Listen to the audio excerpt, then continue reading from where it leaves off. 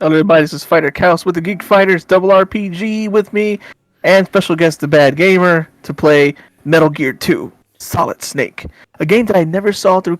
I've seen Metal Gear 1 and I played Metal Gear 1, but I never even Mm-hmm. touched Metal Gear 2. So I'm interested to see this. Yeah, and you never seen like through the end of the first Metal Gear either. Yeah, I never saw the end. Yeah, I did play, but I never got to the end. Yeah, so consider this a treat for all of you who have never seen or completed the MSX Metal Gear games. So I mean, I we already, were, I already said multiple times I know about the game, never seen it get any like other than the sequel. yeah. So as you would have surmised with the first Metal Gear, it does tell the story about the Outer Heaven uprising, whereas with Metal Gear 2, we finally learned about the Zanzibar land disturbance. Also, hello, Star Child and Muteki. Star Child says, "Yeah, Metal Gear 2 is overlooked a lot," Oh yeah, very overlooked. And also, which is funny. A lot of Metal Gear Solid takes specifically from 2, and yet Yes, from a lot of anyway, I just wanted to show you guys real quick that the tap code. Sometime early on in the game, we're going to be hearing some taps that are coming from a wall that somebody is trying to do a Morse code for, and it's going to give us a codec frequency. So if you don't know how the whole tap code works, then they do have this little thing right here on the screen that shows you how it actually works in real life. So just a little nice Easter egg. that's cool. I mean, it's not the first. It's not the first time like the games has been doing stuff that you have to look outside. Really breaking the fourth wall. The Mm-hmm. Look at the back of the CD case. box. Yes, Yeah. the back of the CD Yes, case. exactly. It's back of the box. It's and it's also in the instruction booklet, but nobody ever reads that. I I did. read them. I read them like they're. But I said, "What fighter?" No. What you said, Zanzibar Land. That's just great. And he's Muteki. That's what Zanzibar Land is. Just a bunch of Oompa Loompas and chocolate. And of course, Wonka had to get him from when you somewhere. and of course, if you see the name Zanzibar, you're immediately thinking the African nation. I don't think that's what it's based on in this game. I think it's based elsewhere. It could be based on an African nation or something, but I'm not entirely certain because they never really explicitly state where Zanzibar land is located. And also- I was we're gonna also say seeing- like.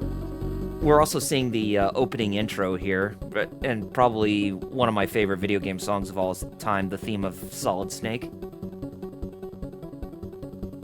I was going to mention earlier, probably the main reason, but this one is vastly overlooked, is because, like, not many people could get a hand. This was, Japan only for until Subsistence came out, which was still a rare re-released updated version of MGS3. That was the first time you ever got a chance to play this. Because look at the proper localization. Everything else was weight on people's hands. Look at the detail on those 8-bit graphics that you see on the arm of Metal Gear D. I'd almost argue it's almost 16 based on those details. Yeah, I would say that the MSX was kind of. It was really advanced for 8-bit, but close. I think it was closer around 16-bit. Starchild, Really? thanks for clarifying that where Zanzibar land is. So it is in Africa. I'll go back to what Jerry wrote. Yeah, it's true. Zanzibar. They actually did say that. That's a joke. Yeah, I think now that you mentioned it, I think I remember that scene. Actually, we're going to Pepsi Presents New Zanzibar. And you remember in the first Metal Gear Solid, they actually, on the PlayStation, they do refer to it as Zanzibar. They don't call it Zanzibar Land. It wasn't until Metal Gear Solid Twin Snakes when they started calling it that.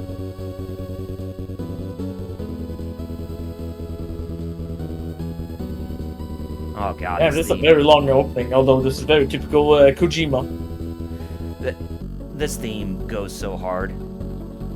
Oh, I can't hear it, sadly. Alright, well, if you go on YouTube and type it and Yeah, Metal Gear 2, I'm joking. I'm joking. Yeah. It's Yeah. Man, Alright. imagine, Metal Gear goes from that to like what becomes the most one of the most iconic ones later when you get the Rex moniker. Mm-hmm. And then Raze comes out, then that one gets like curb stomped in Revengeance. You remember how long the intro for Metal Gear Solid on the Game Boy Color was? No, I never played that one. Oh, I know God, about it. It takes like 10 minutes to go through the intro before the main title screen if you were just to leave it alone, essentially. Oh, so it's just like whenever me or Jerry plays Fate. That or like the length of an opening cutscene to a Sega CD game. Oh, those live action ones? Yeah, since they last for about, what, nearly 10 minutes? Some of them anyways. You know what, you could probably like extend that on some of them, like 15, 20 or something like that. Yeah, Star Child, I am familiar where Zanzibar is located, but yeah. This is gonna come from a place of ignorance, but like I just thought it was a made up place when I was younger. When I heard about that. In this game, it's a made up place named like because there's no Zanzibar land. There is a Zanzibar. Yeah, exactly. Yeah, but like back when I heard about the Zanzibar, and I was like, nah, that's not a real place. That's just Kojima being, I suppose they called it Zanzibar Land because they wanted to maintain it being a fictional place instead of being an actual, just referencing the actual country. Which is hilarious because I was all okay being like, oh yeah, Russia has jungles. I'm perfectly fine with that, which they have, but like I just immediately was like, yeah, I'm not arguing with that.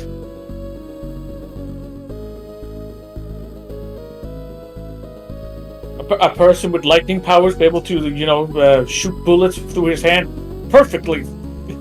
Totally normal. Totally normal. Dude calling himself the Pain and shoot bees from his mouth? Ah, yeah, that's plausible. Oh, yeah. Oh, God. Zanzibar? Nah, you fully went. Oh, man, he said, shoot, you might be the Simpsons there, too. What are you going to do? Send the bees at me or the dogs at me? Or the dogs with bees in their mouths, so when they bark, they shoot bees at you? Did Bird say they write that down later on or something like that? He used that one to say. And you also, another thing that you might be wondering too, if any of you seen what the original game looks like on the MSX, the portraits of the characters looked very almost close to the line of live action portraits of characters. But this game is actually based on a cell phone port that came out during the 2000s in Japan. So they updated the character portraits to look more closely to that of Yoji Shinkawa's character designs. I mean, I do believe this is where basically Snake got its more or less iconic look from this game. Mm-hmm. Compared to how... hey, Toma? Whereas if they were to keep the actual graphic, the actual portraits of what they look like in the MSX2 version, then you could see that Solid Snake would look more like Mel Gibson. Oh, really? Yeah. Anyway, let's go ahead and get started. We already wasted time with the intro as is anyway, but yeah, finally get into the game. So I shall confirm what Kyle was saying. Yeah, the portraits are different in this version. Mm-hmm. And this is the first time this is the first time we actually see the appearance of Roy Campbell. This was his first appearance in the Metal Gear series. Yep. Wait, you're telling me he did not show up first time in Metal Gear Solid? Exactly. Has my life been a lie all along? I think so, Alex. The cake is a lie. Intrude FO14. Yes. And that's the same number in Solid as well, 140.85. Yep, same codec. Yep. Even though they don't call it a codec in this game, they call it a radio transmitter. Yeah, but that's because the codec became like an even more fancy version. Then in 2 they had a whole You can go first. Oh, so yeah, somehow it's inside you now instead of just being a radio you carry. Yeah, because in Solid 2, We're like, let's talk through like this because apparently you put them in like in your because you see Snake he holds around his neck Yep. and not his ear because apparently that is where it comes from. So for some reason they're able to talk without actually moving their mouth. Yeah. Because there's that one scene when Raiden is like trying to find the Yeah, I president, remember that. and he's just like, let's talk on this, like it's more secure. I was like okay, now we're in Dakota call. Now we can actually talk. No one can listen into us. I was like, oh, okay, so that's how it works. Oh yeah, Star Child's right. Police Knots is basically a lethal weapon. This is a game I kind of want to play, but never got around Oh to. god, I should not have done that. I got caught first. Immediately? Yeah, but it's okay. I could just punch him out. He says something about Marv. Dr. Keo Marv, the creator of Oilix, he's basically the hostage who we're trying to rescue in this game. Oh, this is where you get the cooldown and everything, like, Mm-hmm. and then he gets to crawl. Why can't Metroid crawl? But yeah, this is the first time you actually get to crawl as Snake. Turn to your positions. And introduction of the kind of like Soliton radar. Yeah. Mm-hmm. Yep. Watch out for that Scoob. Yeah. Wait for him to turn his back. And you could actually see the openings of the fence to where I could actually crawl Yep, you under, can crawl, too. yeah. Yeah. Just like Metroid. Just like Metroid. But yeah, when you're playing this know. game, it's like, why would I ever want to go back to the original Metal Gear? I mean, the original Metal Gear was still a pretty fun game, but it's like, Lord Doom, how's it going? this game Hey, has man. so many improvements. It's Oh, did you get caught? yeah. Oh, well, if you want to know how we're doing, we're in the beginning of the game, so I guess, before Kyle gives us more about the game, Alex, tell us about your excursion in Tekken before we streamed, real quick. You sum Well, up. I guess the sum. I mean the sum. What is it? 2 words basically. Sidestep. That sum up the entire like hour-long. I did rank up. I ranked up 2 ranks. I went from Teal to green, yeah. I went teal to green, and then I went to second ranking green. So Oh, you can crawl under. Stuff like yeah. that. Mm-hmm. the one thing I need to start remembering is sidestepping. It's still Basically, I kept yelling at Alex to sidestep. I want to say you coached me into sidestepping. Less yelling and more like, man, you should have sidestepped that. I know. You should have sidestepped that. I know. You know, you could have won that all that by sidestepping. I know. But I don't mind even like even though I might sound, as I said, I might sound like a bit like I know, like I still appreciate the coaching. It does. I mean that's what you need. Sometimes you need people outside as you play to.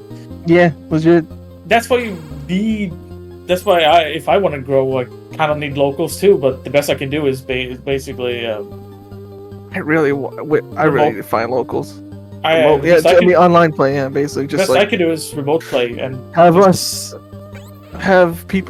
Discord people, which I haven't talked to, even though I'm in like a bunch of the character Discords because I still don't know who I want to sub.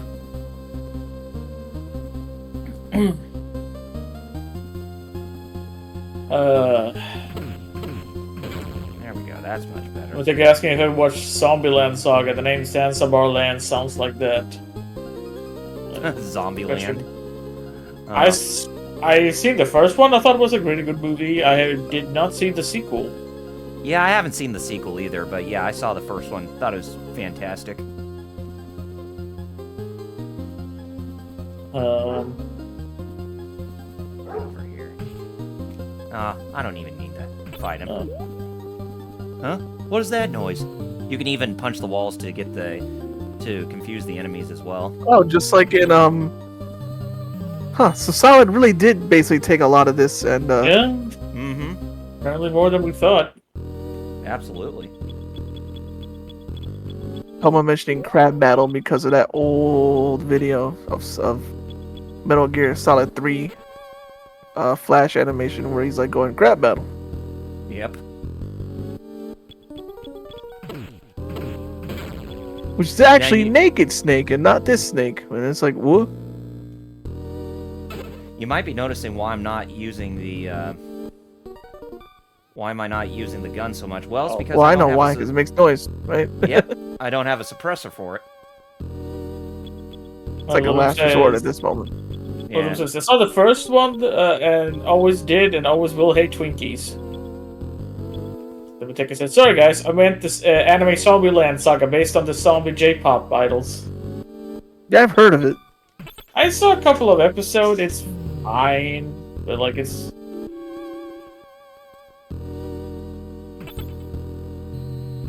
And as you just saw, we got the first level 1 security card, so we can actually get around this place a bit more. Someone said crab kicks his butt, and Little said the crab had hands. It did. That crab loves giving the hands, obviously. Well, the pincers. But why is there a mouse just laying on the desk like that? No. It's actually You a know, really Fit- good item. It's a really Oh, good it item is? to use. Uh-huh. Yeah, Yeah, you'll but see why. it's just hilarious. Just kind of hilarious when you think about it. Like, it's just a like there was some computers on the other side of the wall, and a lonely desktop mouse on a table. Okay, so it's telling me it needs me to go up that way. There we go. Now I got the gas mask. I'll let Ooh. you read Star Child's comment, because I gonna get some chips. Lou says, I infiltrated an online FOB on MGS5 this morning. I've been slowly building up my base. I have one more platform to build, and my 4th base will be finished. Then I'll probably start building another one. I haven't. I didn't do much of the online stuff. I just wanted to be like, alright, let's be this, get with this done, and hate Konami for the rest of my life. Of course, that changed. Instead, now I'm now I'm more or less like, kind of like Kojima. You're kind of like doing too much here. You need to calm down a bit. And now I hate Konami a little less because at least they're doing some stuff now. Ever since they stopped being an only pachinko business. More or less. Now, I still hate them that they decided to make an MGS3 using the Fox engine for goddamn pachinko, where they redid every single scene from that game. Oh yeah. And when they made the Silent Hill one, and when they made the Castlevania kind of like weird sex pachinko one. Oh yes. Erotic. Oh, thank you. Yeah, that's what they called it. It was like what erotic Castlevania or something like that. That was the name. And we thought we came into contact with Keel Marv right here. Well, foolish foxhound. You didn't hear any of that, did you? Hey, what? Good. Not crunching, because I didn't want, Oh no. it'd be mad unprofessional if y'all heard crunching. Mateki, that would never happen because it just won't. But why waste money to re-voice a bunch of lines? And it's not like Punish Snake talks a lot in the game anyway. It says, if Konami ever released MGS Collection 2 with MGS5, I hope to redub the lines with David Hayter. I don't think they would be wise No, enough exactly. to even do that. Because Wow, it Black would cost- Ninja, huh? Black Ninja, yep. The game that first introduced the ninja. A character who plays a ninja in a Metal Gear game. Because like it would cost them money, and not only that, like it's no point. I mean, again, as I said, Punish Snake barely talks in that game. He has like what, maybe 10 minutes worth of dialogue in total, and that's it. And the Black Ninja actually Schneider. turns out to be Kyle Schneider from the first game, who was talking us through codec, giving us help and all. But like I said, I've actually noticed this, but Hayden played him just fine, and Venom Snake barely talks. Yes. Mateki, I think Hader said 8. I think Hader said 8 lines, something like that. I guess. We'll do him. Just go. Greetings, cyborg. And then he agreed with. And then Mateki agreed with what I said. That I was right.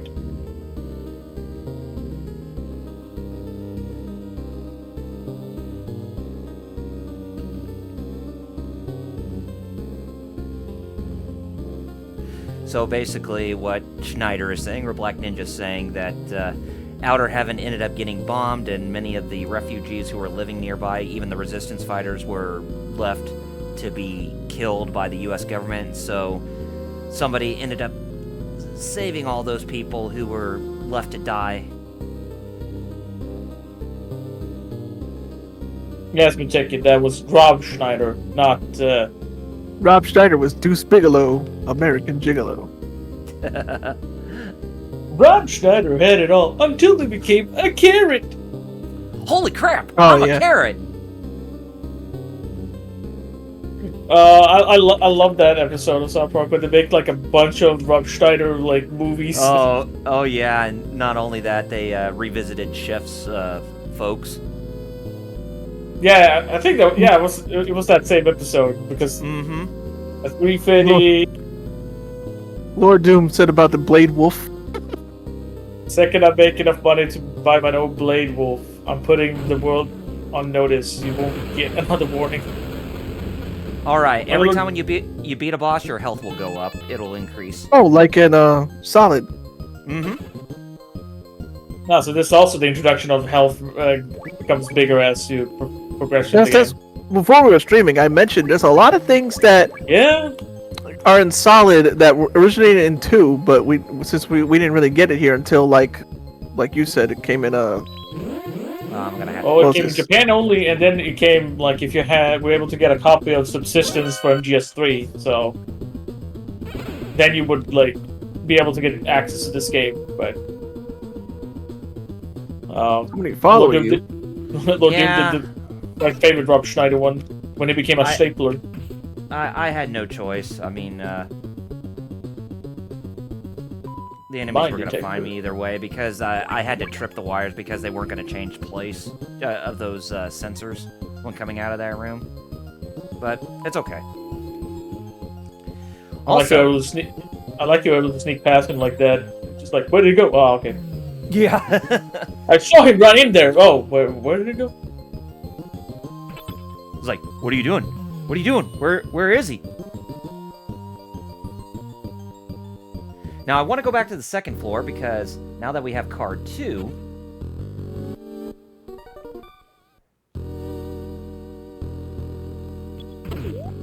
what's that noise? You saw me right there and you didn't even notice I was standing there next to you. Finally, we got the suppressor so we can now use our handgun.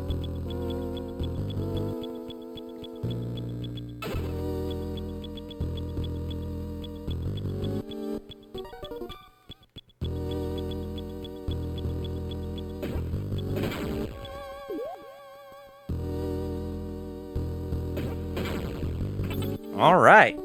So, well, Muteki, if you go by the storyline in this game, Snake doesn't really use CQC anymore. He did use it before Metal Gear 2, but after he learned about Big Boss learned about being the commander of Outer Heaven, that's when he stopped using CQC so that way he wouldn't have any connection with him.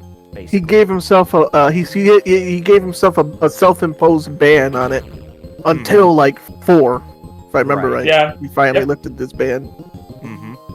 Yep, that's more or less because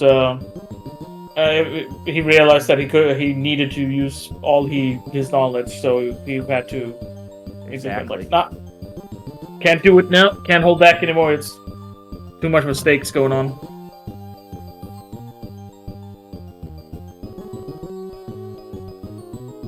All right.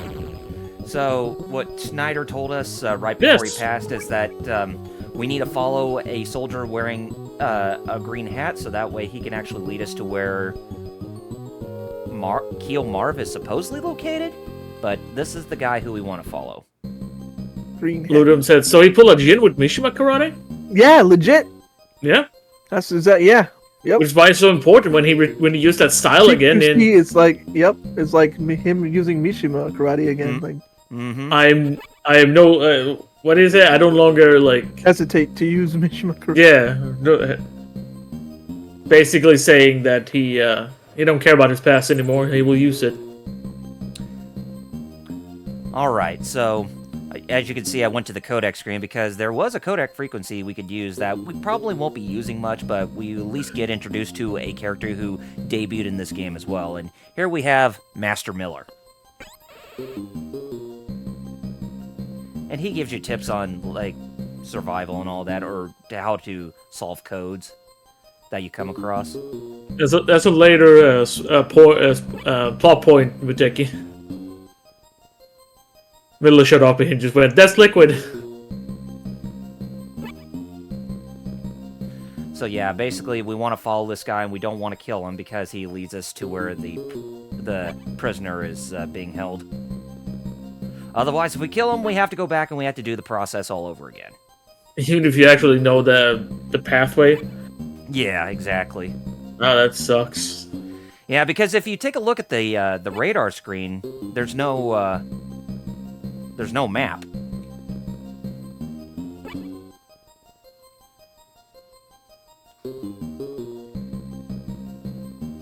I think it's more like where there's one guy patrolling this area, like not multiple, so this doesn't happen.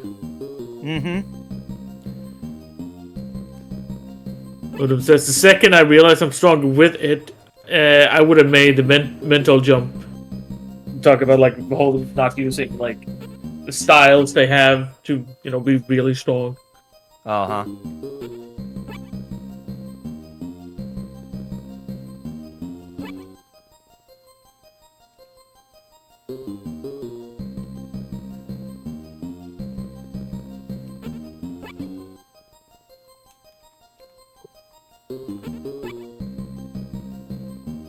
I know that foliage is tall and everything, but I just like to duck just to be on the safe side so he doesn't spot me.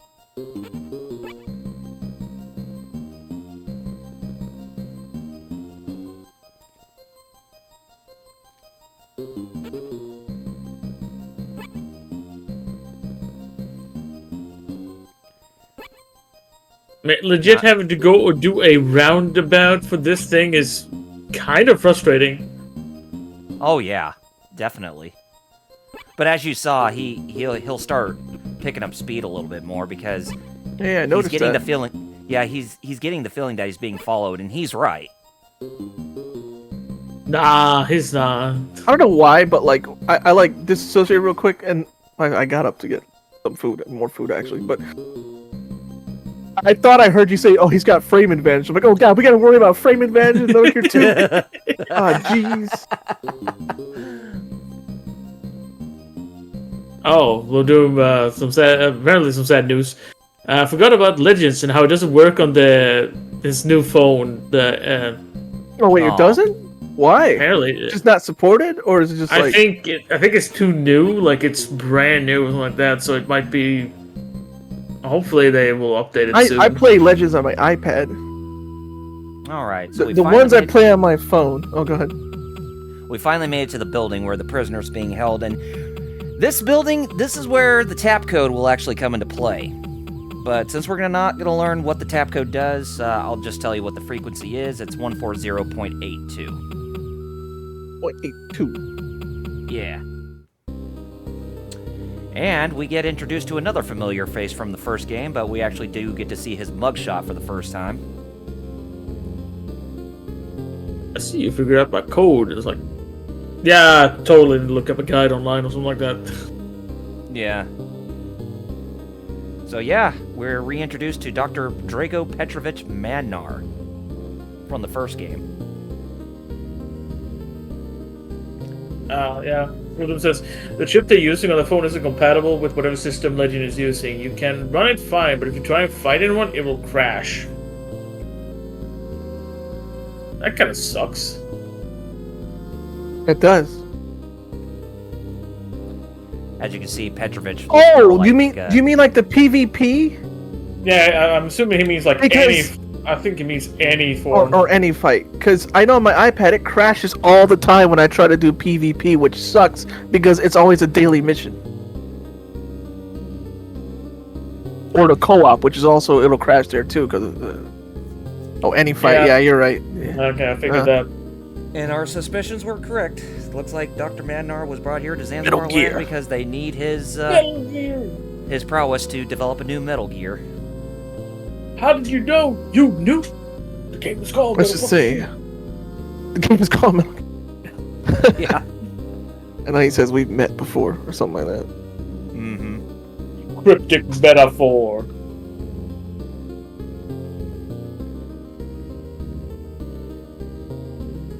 So TX55 still has his old phone. was only a prototype. The new Metal Gear we're gonna fight, Metal Gear D, is actually a more worthy foe. It's not one that just likes to stand in place and say, "In me, put me out of my misery." Yeah, that one just stood there. It was like, I don't want to live.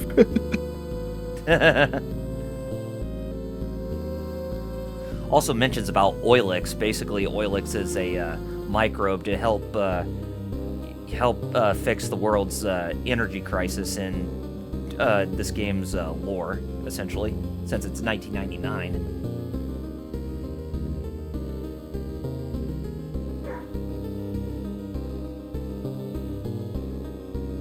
If they use drugs on him, he won't last long. They'll get him high, even if he has a weak heart.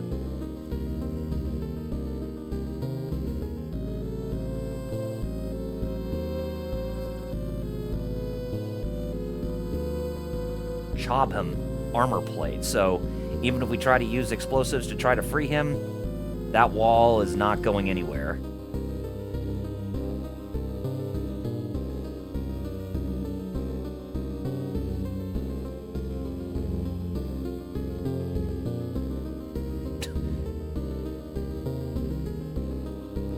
You really want your daughter to hook up with Solid Snake, do you, Petrovich?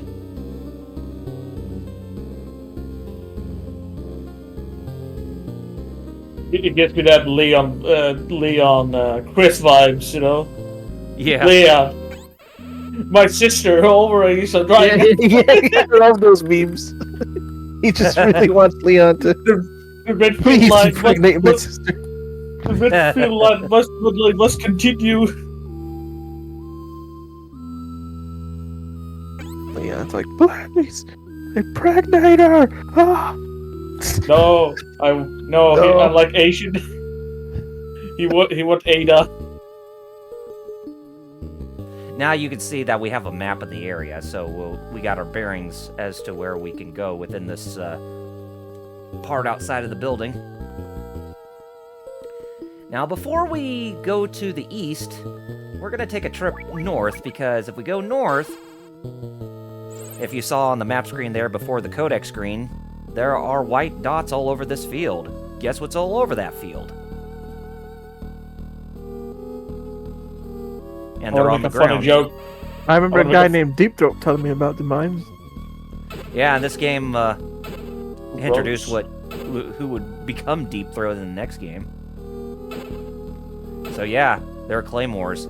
We actually need them because the boss that we're about to go up against next, claymores are going to be the best option to use. Funnily enough. The Redfield lineage needs to continue. Then why don't you continue it with Jill? Got a point, but like, why don't Chris just go for Jill? Honestly, I guess thought they were an item a long time ago. Is that a child? Was that a child just walking up and down there? Like, Yep. Yeah, like what the heck? A lost child? Yep. It's a child who's native to this land.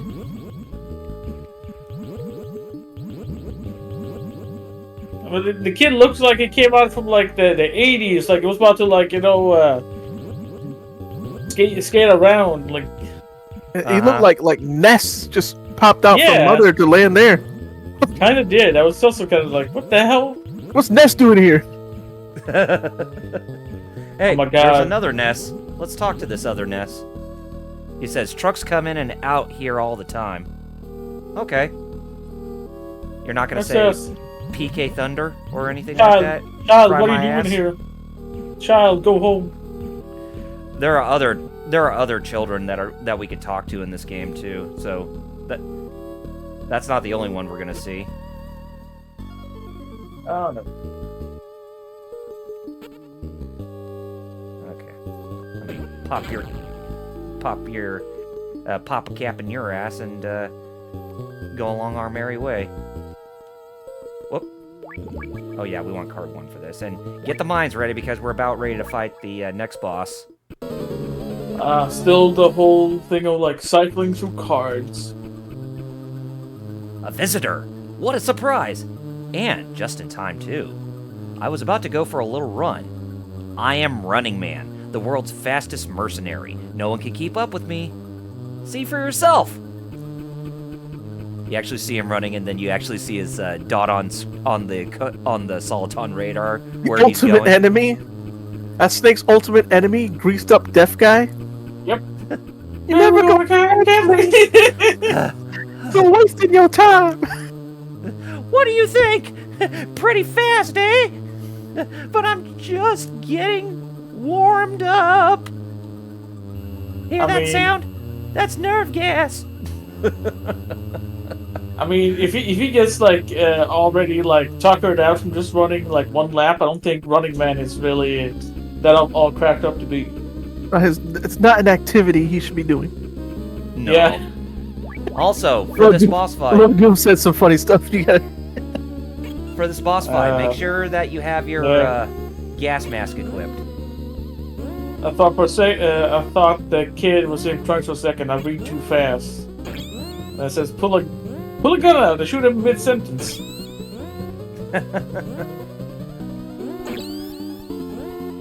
You just only need to use 4 landmines against this guy, and then that's all she wrote. Got him.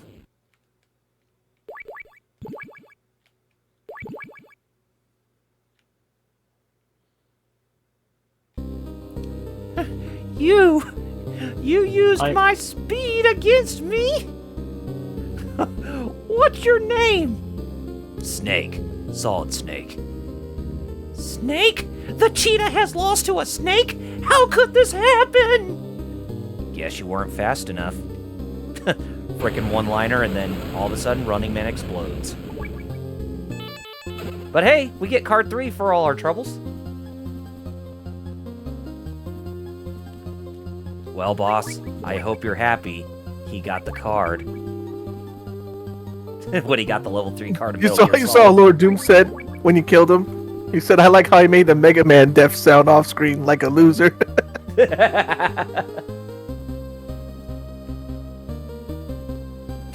Talk to this random little Oh my girl. god, She look! says, There's 2 kids down here. There was just the place was just filled with nerve gas, and these 2 kids are acting like nothing happened. and look what the little girl says. Yeah, they hit people with guns. Yeah, I do too. Yeah. And wait a minute. This kid has a freaking Stinger missile holding it? He says, I know what that is. It's a Stinger missile. And it says that they took some to the factory on the west side of the Zanzibar building, the building that we were just at. So we're going to take a little trip back to the Zanzibar building. So embrace yourself for some backtracking, guys. One of them says, I used this gun to free your child.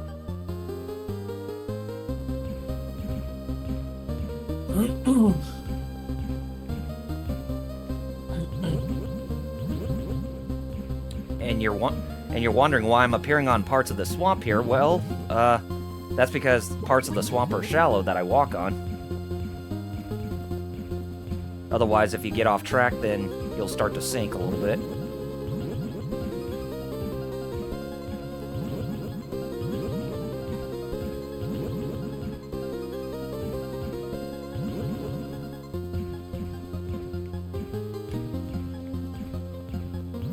Oops. Oh, get back on. There you go. Not quite.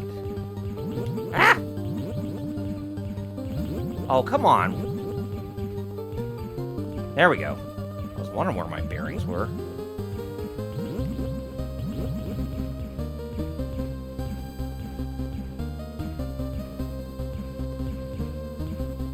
Alright. Now we don't ever have to deal with that swamp ever again.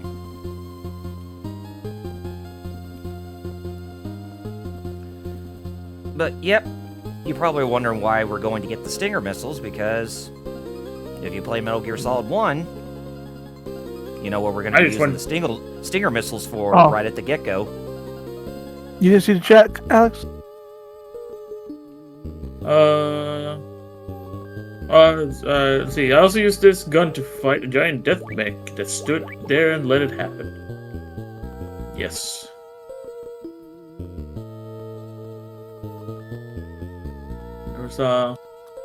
There's a lot of things in these old games where they just let it happen.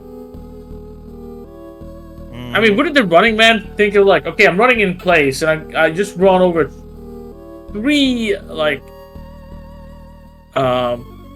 claymores. Maybe I should switch up my strategy.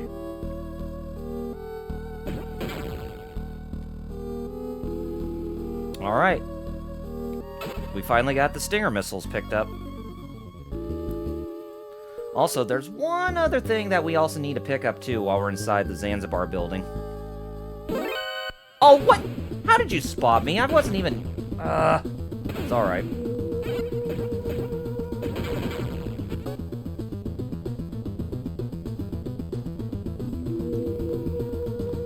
If you remember some of the music cues from Metal Gear Solid VR missions, they actually originated from this game too. And Pega says, like the professor, helping them out building a Metal Gear instead of using it to ride it and get out. I mean, I'm assuming it's more than just like, it's not probably done yet, so they can't just like pilot it. Mm-hmm. Alright, now we got the red card. So basically the red card is a master card that consolidates cards 1 through 3. So we don't need to carry all those cards at once anymore. And it's actually very helpful too, since you don't even need to tell what doors require level 1, 2, or 3 key cards. I love what Lord Doom said. I'm just gonna run at this track while you fight me. On my honor, I will not stop, nor will I change. You set mobs on my course? I am honor bound to die. Well played, idiot. That's basically what the running man was. Yep. Yep. Tony Stark did Muteki's in my book. Hey, Tony Stark did it, and he built an armor with scraps in a cave. And then you have that 90s Iron Man theme song. Then you have that 90s Iron Man song playing. I am Iron Man. Yep. Why did that theme go so hard? Oh, it went super hard, that theme. Some people say it was better than the show itself.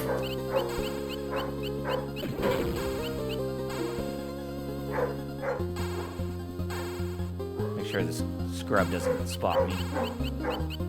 There we go.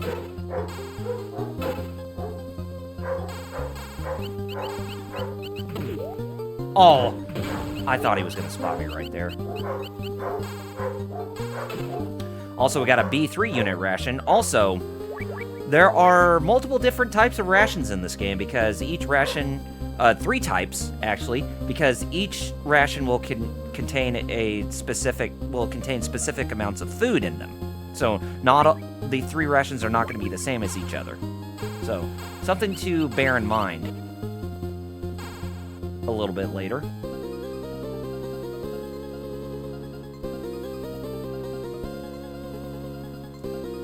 Yeah, I think this was the game that.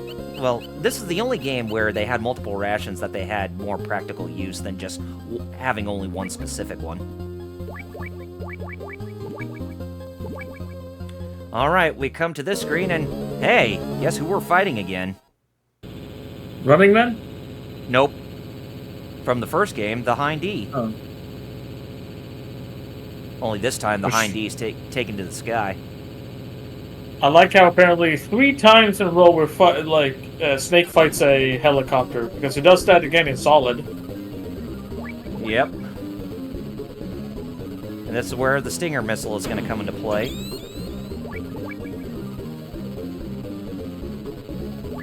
So basically what you want to do is you want to aim the cursor on the screen for the, on the radar to where exactly that the Stinger missile is going to launch from.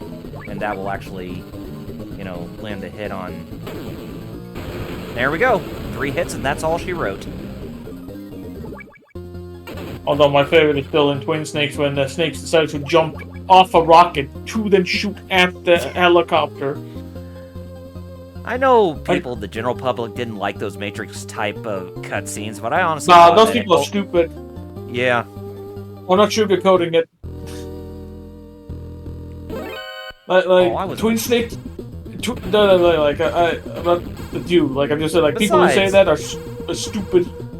Not only that, but, I mean, the Metal Gear games, they were more or less about suspension of disbelief over 50% of the time. I mean, especially after... I mean, for Christ's sake, even in the base 2, like Solid, like, on the PS1, you have a cloaking ninja, you have an otaku who, like, because his love for robots, decided to help make Rex and make a cloaking device that he just can turn on and off through basically a button. Mm-hmm. You have... oh man, what was this called? Was it Raven? The one that pilots the tank and also has a giant ass minigun. Yeah, Vulcan Raven. Vulcan Raven was his name, and like... I was muted. I kept saying it. I'm like, what? Oh, sorry. I was like, why aren't y'all listening? Anyways. And the way how the ninja kills all those... How the ninja kills all those those genome soldiers in, you know, in the hallway before Dr. Emmerich's laboratory. Psycho Mantis! But no, Twin Snakes makes it much more silly because of that. I hate that argument so much. And then basically pre-Meryl Silverberg. And then Solid 2, you get equally as like samey with a rogue AI during like the latter 1/4 of the game where like they tell you like turn the game off right and I actually believed it. Yeah. you and Fuboa. Yeah. At least you didn't have a sibling looking at you be like, what the hell? Yeah, that's just me in my own exactly. Just me in the dark. I need scissors 61. Does a raw blink on Harry Carey rock? I need scissors 61.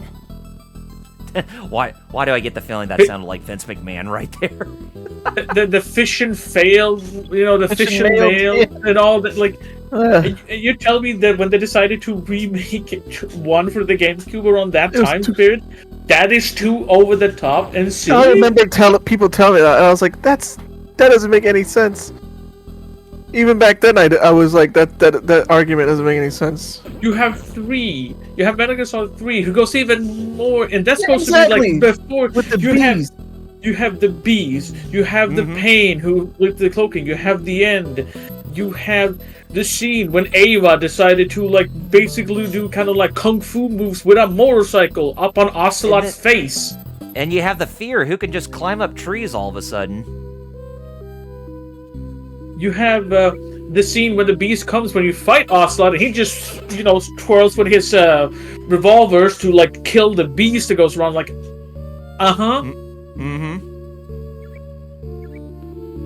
have you have the end, that scene where like all the enemies you kill will come back up and haunt you, depending on how you've been playing the game. You mean the Sorrow? Yep. Sorrow, yeah. Sorry. Sorrow. Yeah, that's okay. You have what else? Oh, you have man, what's the main villain? Volt something. Volgan. Electricity. That's not like. They don't ever explain how he got that either. No, They don't. He just has the power. Some people. You just gotta believe. Oh yeah. Like everyone's be like, yeah, our leader has like thunder powers. Yeah, man. Oh, okay.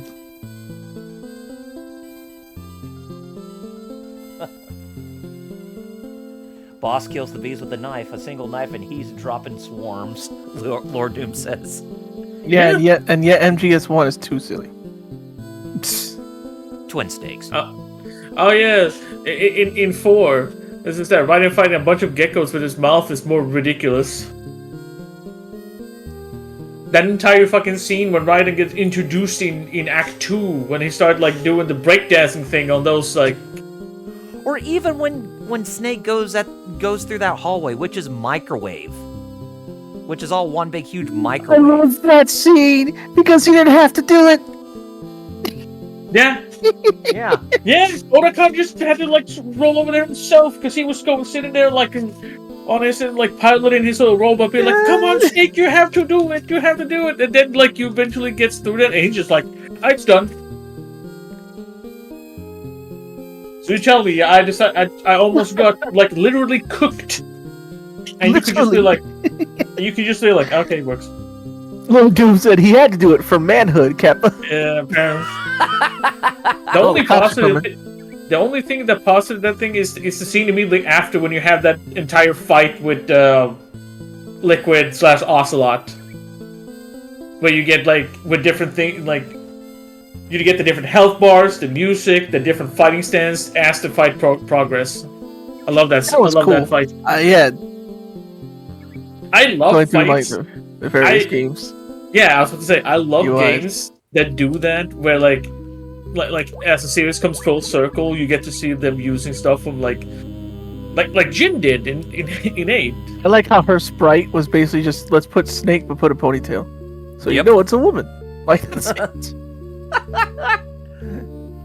And she gave us card number 4. Are you friends with the blonde lady, mister? Yes, I am now. Ness. I like to think that we're dealing with Ness and Cabbage Patch Kid. Yeah, exactly. Like you said, Automod? Stop being stupid for 2 seconds. Let me. I'll allow it. God forbid, really. Which is funny because Wait, because what? Automod didn't. Yeah. What word did it do? It said kiss, and it said that was sexual. I think I know why, because like a lot of female probably get like a lot of that stuff. So Remember, I got it, but it didn't get flagged when I got it on my channel. huh, That weird commenter that kept showing up saying "kiss me, daddy" and stuff. Yeah, I forgot about that one. Damn, yeah. Yeah, good. That's like, I funny. don't get it. The Autobot is weird. It catches some things and sometimes it doesn't. Yes, we know Muteki. Lord Doom went go. Wait, what? You explain that one to Lord Doom. I don't know if he was there for that because he might have showed up after we banned them. He went AFK for that. Well, if you talk about what happened right now, it was that Lord Muteki wrote apparently kisses, and that was flagged as inappropriate. Yeah, sexually inappropriate. And then we talked about, which is weird because on Jerry, it happened once. Some dude just came in twice, I think. Yeah, a couple times, and then. Oh yeah, though the dad and stuff. Yeah, and it was just really like I don't remember what he wrote. It's been quite a while. All I remember, I just like, should I? And just said yes, and banned eventually happened. But they showed up a couple times in my stream saying like, "Hey, daddy, "Kiss me, daddy," stuff like that. And then we finally just banned that person. Like after they showed up like the third time. Yeah. Like three times. Now this 3 kid strikes you're out. south of here, I found a bunch of things that look like green pineapples. So that's where Snake got the quote 556ers and pineapples from. Yeah, that's what I'm thinking. And pineapples, yeah.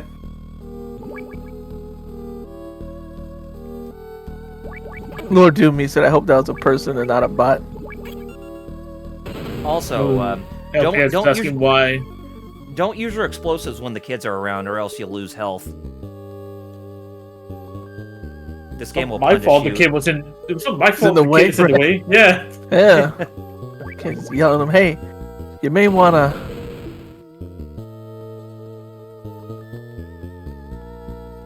Say, "Kid, you may wanna like leave."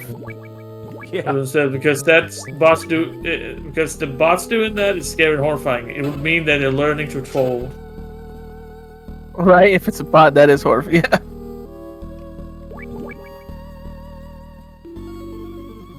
And the green pineapples we get are grenades. And they're going to be useful for the next boss fight coming up here shortly.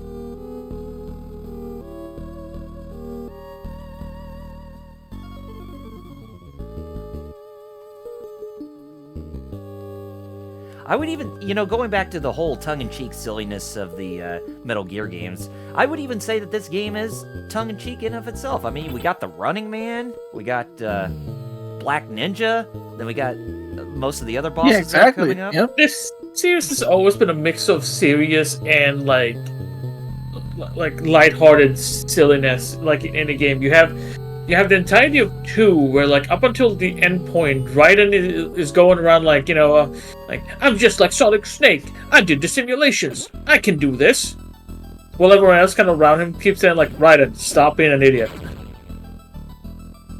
For 5 seconds. Pretty much, because like he gets over his head, because like he just be like, I've done the simulations. I know how this works. Which some people like to argue is based on like it's supposed to be like people be like I play I play COD or something like that. I know how guns works. Yeah, like Snake tells him, war is a video game, huh? What better way than to raise the ultimate soldier? Yep. Yeah. And in 3 there's there's a lot of it, especially in the codec calls. Holy shit, you're talking with like the weapon expert in 3. Siggins. Oh, Siggins? Yeah. Yeah. Siggins, or when you talk with Zero or anything like that, they have all these like stupid, like kind of like they gives them more personalities of stuff like talking about movies. Yeah, Remember James Bond conversation. You will see how much Major Zero is a big fan of James Bond. How much he loves to simp over James They also Bond. talk too. about Godzilla too, if you remember that. Yeah. Yep. There's a lot of Godzilla talks in some of the movies when you talk to when you say your games and all that. Mm-hmm. You can have anytime you pick up a animal or a food item, you talk to another one, and they go like talking a bit silliness about like it's supposed to taste like this or something like that, or blah blah blah, or like Snake eats one of the mushrooms that fills up his battery, and everyone else going like, did he lose his mind? Like did he actually believe that they charge his batteries? And everyone else like it's not supposed to do that. He's high. Yeah. All right. Here's our next boss. His name is Red Blaster. I like Blast Redder. Look at him! Look at him! Look at him shimmy! Look at him shimmy! Yes. Look at him. Play some ODB. Shimmy, shimmy, y'all. Shimmy, yeah, shimmy. And you say your grenades are gonna hurt us. Well, we got grenades too, motherfucker. Golly. And don't worry, these booby traps, they won't hurt you, but they will try to impede your progress. Little said about the ride. Said, no, I'm gonna become an idiot. I'm gonna go get naked and do cartwheels. Don't forget that totally happened to Raiden, specifically only him though. Yeah, he told him. And then the scene when he gets close will be like, and like Snake gives him a gun. He's like, "What about you?" And then Snake points at his bandana and said, "Infinite ammo." Yeah, Like, that came out before Twin Snakes. Yeah. Which also like means And that you just- technically that infinite ammo bandana is canonized. Yep. It's canon, like it's an actual thing. Yep. It's not just a reward. All right, red blaster's down for the count, and Or like even in MGS1 when Ocelot look at me like don't even Don't consider use using a turbo butts. turbo. Oh Oh no. yes, Oh no.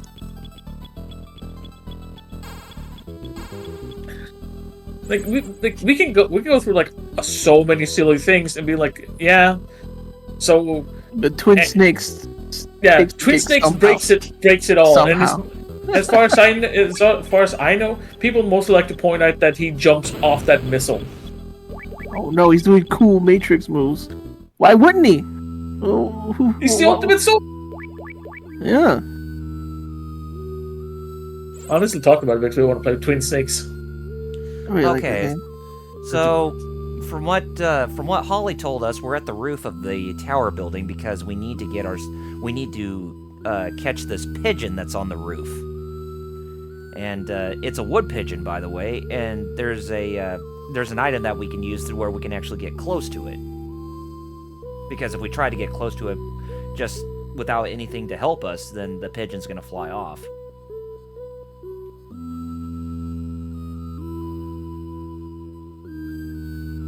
Odom says about the infinite headband is canon, and he throws you ammo the entire section, so it gives him infinite ammo that he can hand to others. Yeah, he does. He does. I forgot about that. Yeah. How's that headband not being studied in a lab or somewhere? Jacobson.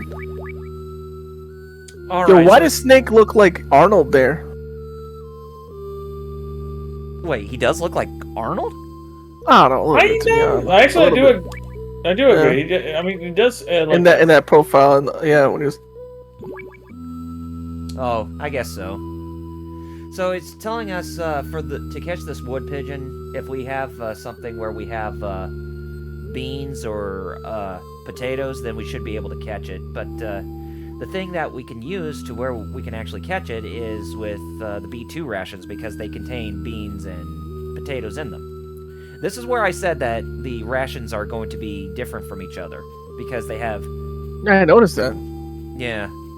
And this is not the only time where you get to use the rations for something practical like this, as there's another one that's going to MRE. happen near the end of the game. Meals ready to eat. I've actually tried rations before, you know that? And how do they taste? Meh. there is Yeah. There's this one YouTube guy who goes through like all different Yeah, types of there's a like couple. armies. Yeah, I've seen them before. Yeah. Well, Oh. do you know what MREs? What I got my friend and family who've been in the army call MREs, right? No, what? Instead of meals ready to eat, we say meals rejected by the enemy. They're that horrible. I heard the ones in MGS3 that those are actual things. Those like calorie mate, I think they're called. Yes, those are real. Yeah, like people say, like those are actually get very tasty. Well, no, never had one. I don't know how to get one. Okay, so we talked to Master Milo twice, and he says that the message that we're getting, just turn the note upside down. We actually get ourselves a codec frequency. So the is.ohi, it's basically upside down for 140.51. 0.51. Lord Doom said he tried some because his dad was a Marine. Oh, they have an entire site of different types. They have cheese, fruit, chocolate, maple, vanilla, and then they have the same things, but instead of 4 blocks, it's 2 blocks instead. And then it has some jellies. We finally get in contact with Dr. Marv, and look right here. He is speaking in Czech and Slovakian. Oh boy. Yeah, so we can't tell exactly what he's saying. Speak English! Oh man, this ain't Tekken. They don't have universal translators, they like just they ones don't have universal subtitles. What's he saying? Better ask Mad Dog. Yeah. Marv can only speak Czech and Slovakian. He's also a wary type, and especially so in his current predicament. So, okay. Oh, then we can order some from Amazon of these calorie mate. Kind of neat, actually. You know what Kojima did here. You know, like, look, people outside of America and Japan exist. Mm-hmm. Yeah, I'll give him credit. Like, at least he brought like places you don't normally like see people bring to. It's either Japan, the U.S., or some fictional place in like isekai.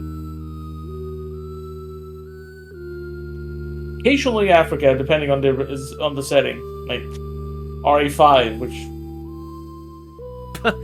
There must be, Snake says, there must be some sort of clue I can use to get in contact with her. And then Dr. Madnard says, here's your clue. She's a woman.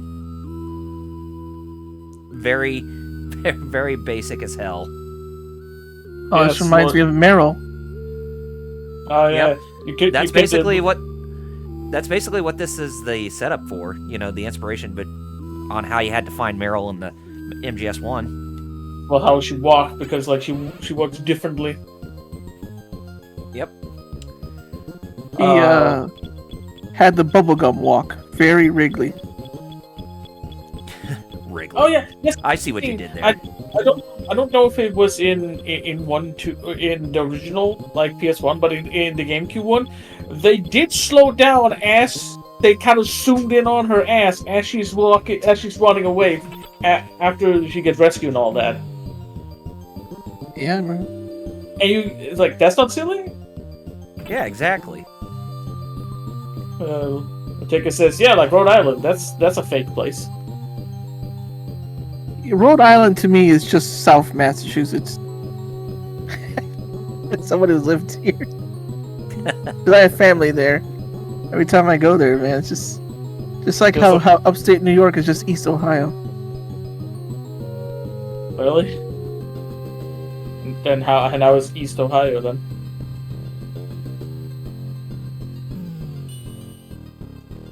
Okay, so I don't know, Wheels. Well, I called you Wheels. Thanks. You had to ask. Thanks, Alex. all right. Sorry? So we gotta backtrack to the Zanzibar building again. So second backtrack to that place. Oh, great. Back to Zanzibar building. Yep. And it is there's only 4 times when we need to backtrack to the Zanzibar building. And this is the second time we have to do it. Yeah, spot me. I'm gonna kick your guys' asses. Hi, my name's Hank Hill. You come near me, I'm gonna kick your ass. I don't know you. Ink does, isn't it? That's my purse. That's my purse. Whoa! I like it when he did it to Hank. Kicked him in the Since you car. saw all of King of the Hill, now you're watching Simpsons. Yes. Do you remember the King of the Hill episode with the diabetes? That's still great. He reversed Oh it. hell yeah! Bill reversed it. Yeah, that was one of the last episodes of the of the show. Which I Yeah, forget, Alex. Yeah.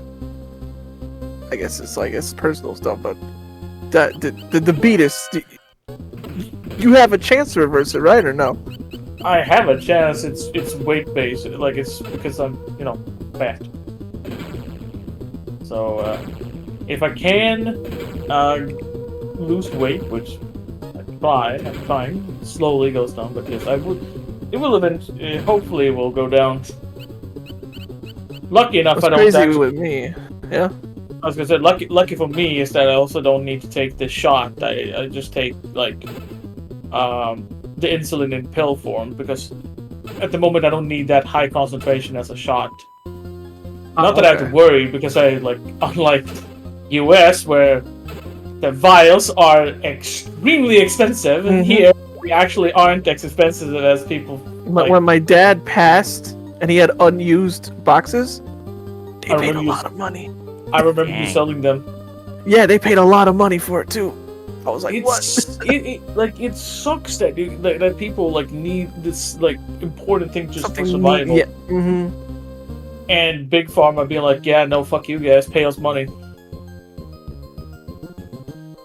What do you say? He's being forced to eat himself.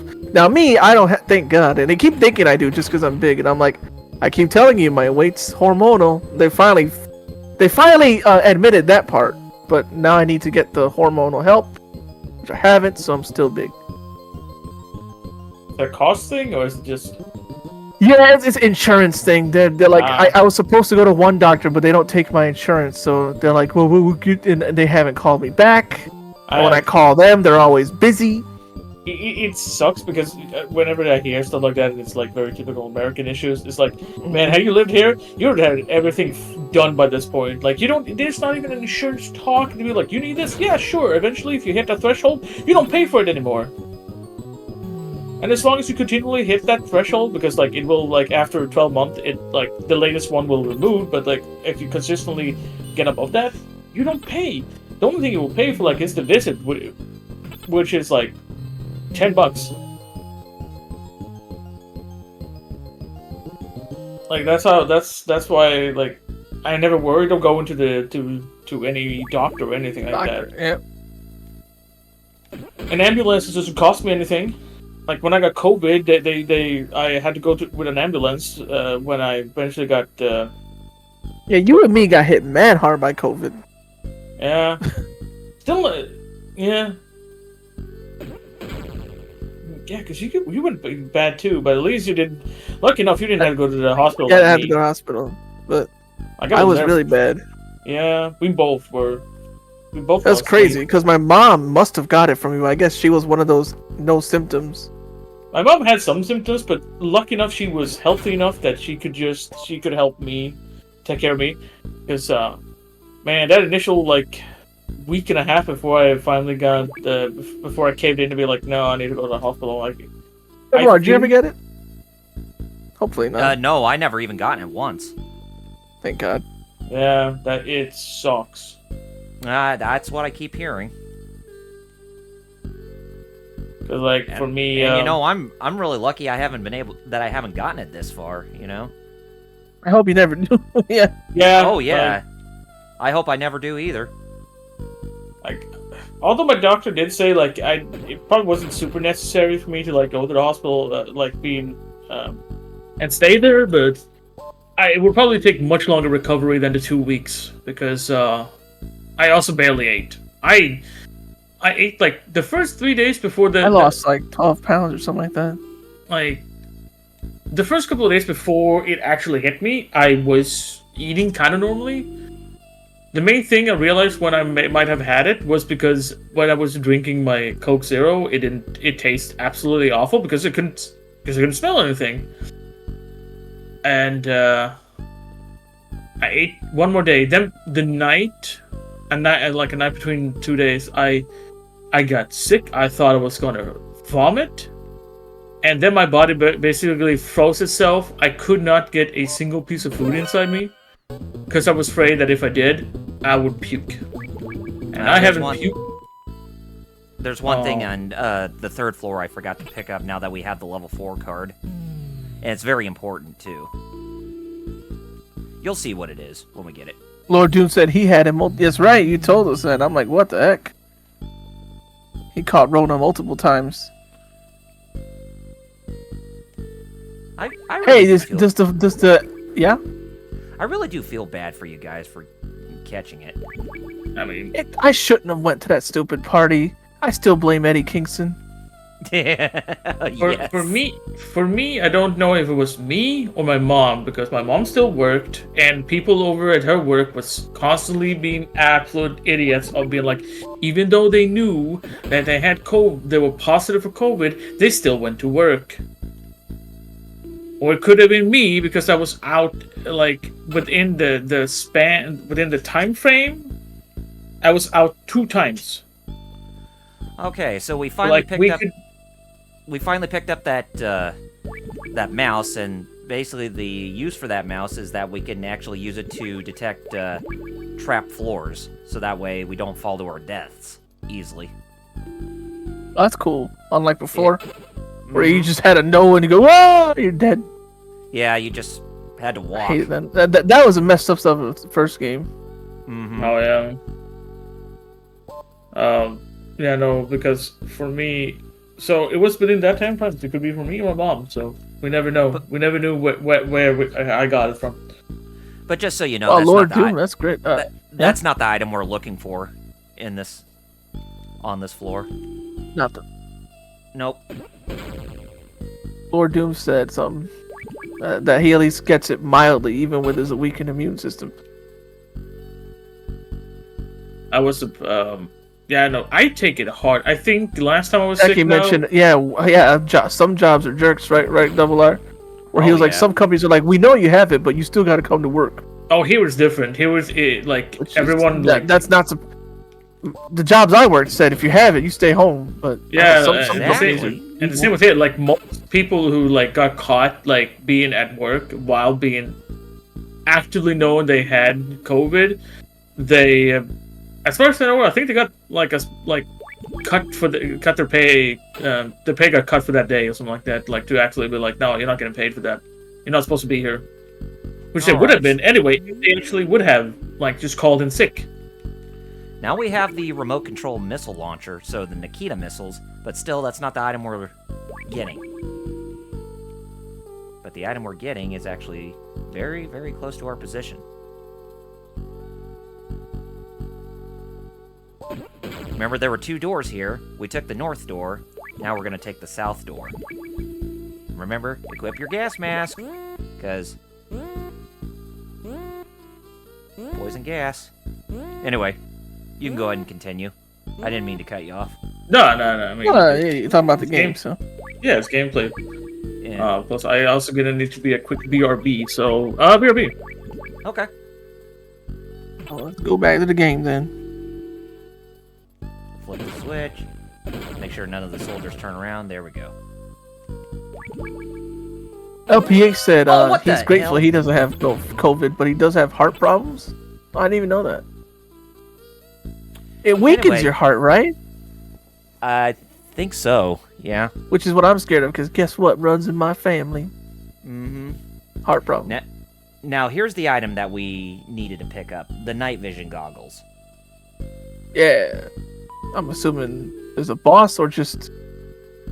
Well, not necessarily a boss per se, but more or less us going through a room that's dark as hell and trying to know where everything is. And not to mention there is a trap floor underneath, too. Drew said he went full low-tier guy toxic on people for that. Coming to work with COVID. I don't blame him, dude. He says if you show up with it, you have to run the fade with him in the parking lot. It's like I mean, if you... right, Wheels? I called you Wheels. It's never gonna get old. It's my It's brain. a recurring thing. You can't... your brain can't even tell who is exactly Wheels and who exactly is Double R. Exactly.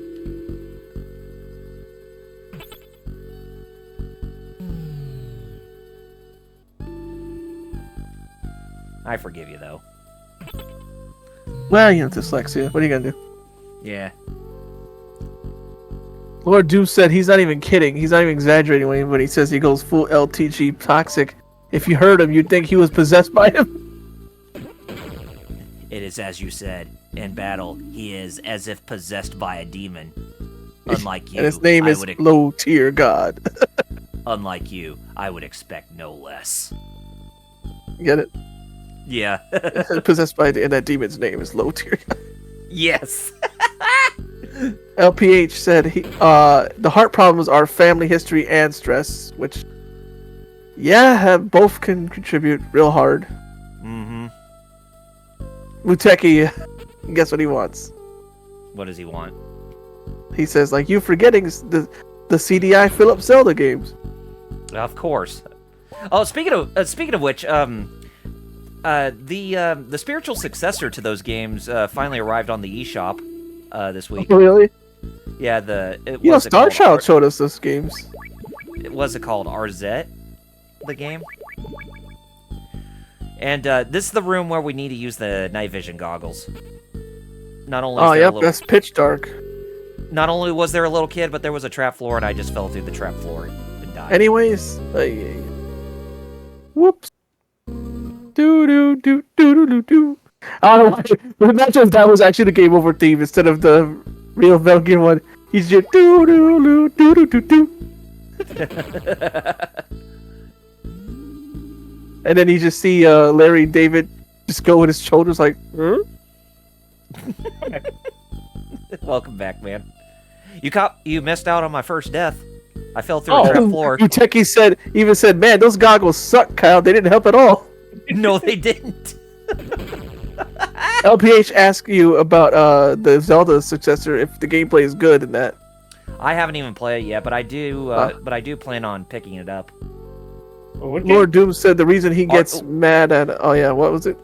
It's called Arzette. It's supposed to be the spiritual successor to the Zelda CDI games. Oh, yeah, I've seen that one pops up on Steam.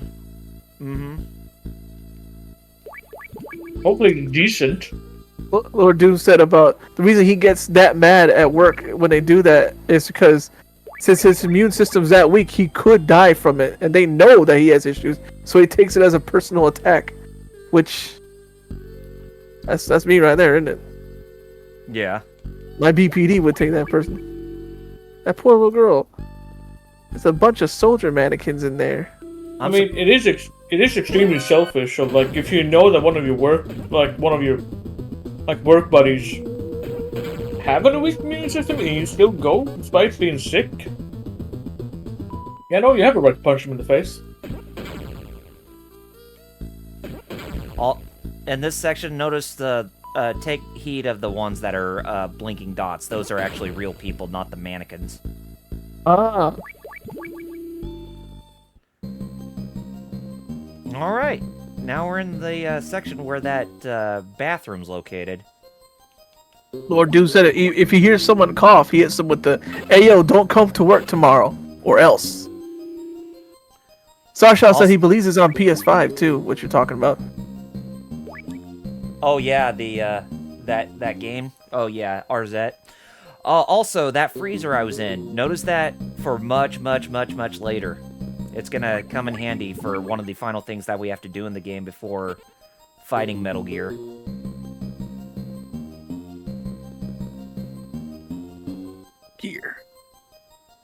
Man, Solid is just a remake of this. That's what I've said before. And the more I see this, the more it really is just a remake of 2.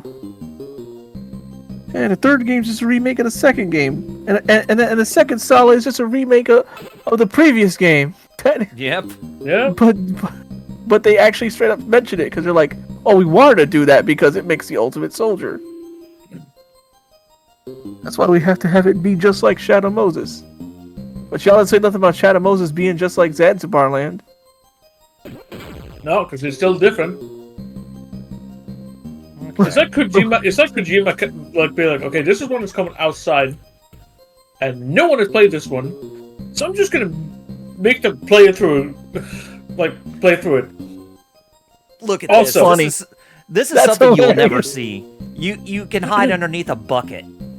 That's amazing. How flexible is Snake that he can hide inside a bucket? I don't know, but he can do it. Okay, Biggie Bobo. I got lost. Yes. So they basically had to do that, also because of the stuff that Snake's Revenge messed up. Oh yeah, Snake's Revenge. Uh-huh. Lord Doom said that when you were walking with the mannequins and the real soldiers pretending to be mannequins, he imagined Snake just going to the humans, going like, I could see you breathing, right? Lord Doom, greatest soldier in the world, right there. And under that bucket. And also going into the women's restroom to find the female soldier, which we already mentioned. Yep. Instead, it's not Meryl. Instead, this woman who looks like Naomi goes by the name Gustava Hefner of the STB.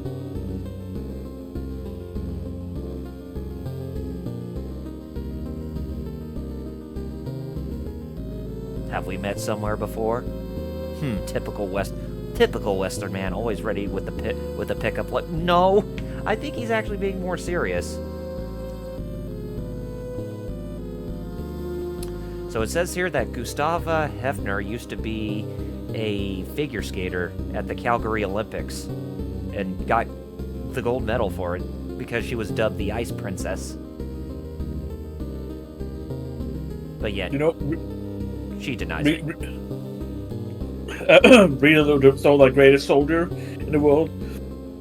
It makes me think of that meme picture of Batman from a comic where he's just like, anyone know what Joker is? Or like, what is that? Like, anyone seen the Joker? And then the caption is like, the greatest detective in the world. I'll see if we can find it.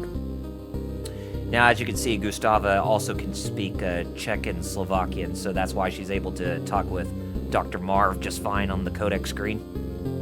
That's good. Yeah.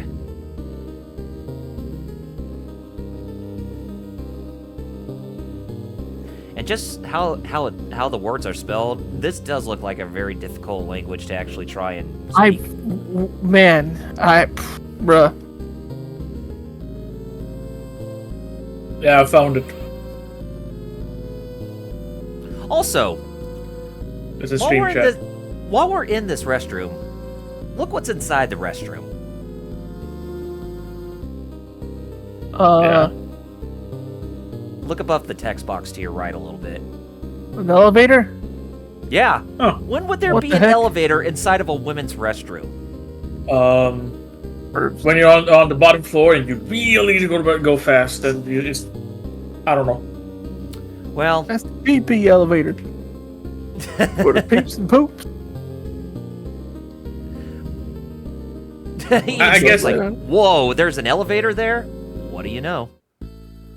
I mean, I guess with how convoluted the layout is in these places, they'd be like, like the bathrooms are gonna be a bitch. You know what? Let's just put an elevator.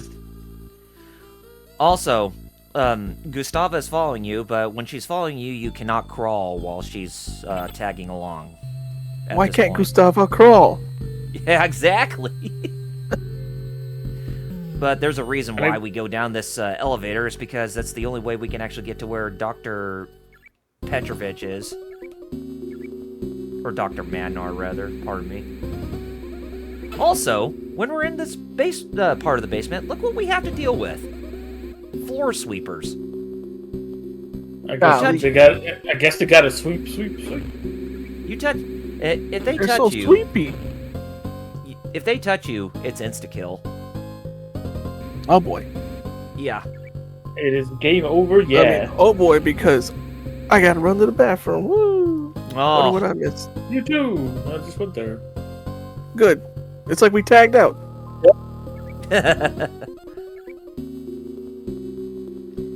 Yeah, but stand in this little crevice right here, so that way the floor sweeper won't even get you. Wow, so very inefficient. They didn't make it big enough so they can sweep everywhere. Yeah. That place is gonna be dusty. It's like they're doing a half-assed job, am I right? Yep. Like a half sweep job. Ludum says, that's what I need in my military base. Cleaning robots that would just kill any soldier. Hey, that's how you make sure that no one goes where they're not supposed to be. Alright. We reached where Dr. Madnar is. Too bad you don't see him with his, in his sprite stance in the first game where it looks like he's yelling out, "Yay!" with his hands up in the air. Oh, yeah, I remember that now, yeah. Yeah, he's just standing very proportionately with his hands in his lab coat.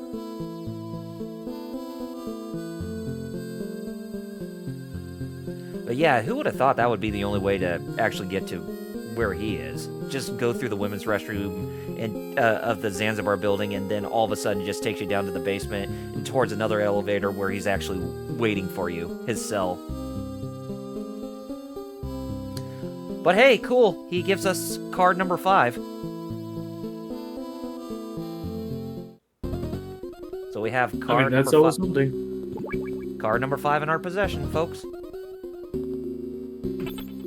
But thing is that after you get Dr. Madnar to briefly join you, when you go back to basement 3, the floor sweepers are gone. where could they go? There's no place for them to like go otherwise. Yeah. Right? Man, this game is so silly. We shouldn't play this game. It's bad. All right. Men are getting up in age. Please excuse me. I have some business to take care of. What? How are you going to get to the bathroom where you're at? But then again, you would be going through the women's restroom, and if there were any women inside the base, they would definitely call you an old pervert. You know, like Master Roshi. I mean, if that was Master Roshi that was following us, you know he would take that opportunity just to take the elevator to go back up into the women's restroom. Right? Yep.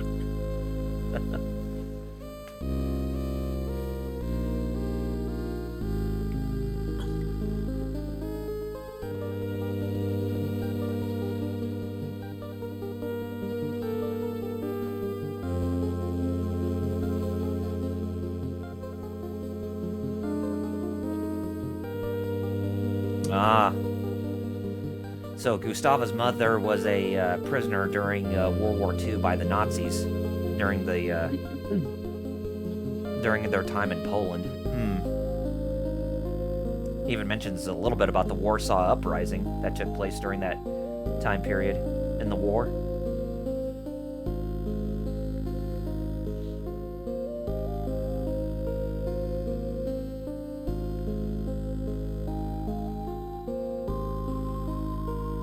Magneto took him, Lord Doom says.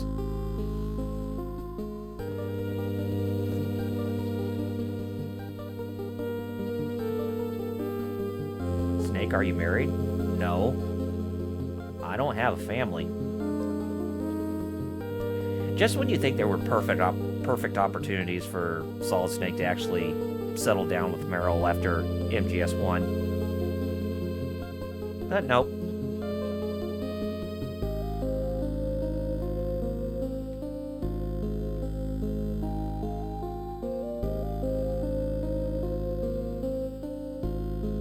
Gustava said that she had one boyfriend back in the day.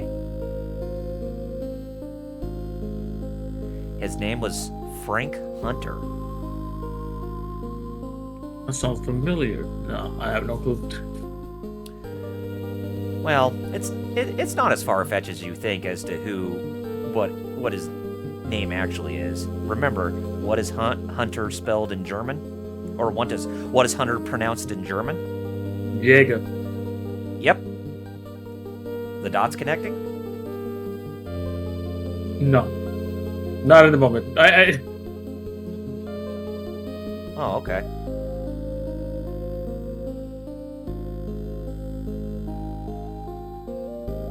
I'm gonna have to spell it out because right now I'm connecting the dots.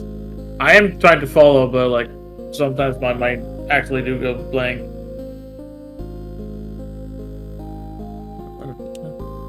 Frank Yeager? Yamped. Oh, yeah. Okay, yamped. Yeah, see, that's what I mean. I'm stupid sometimes. Don't worry about it.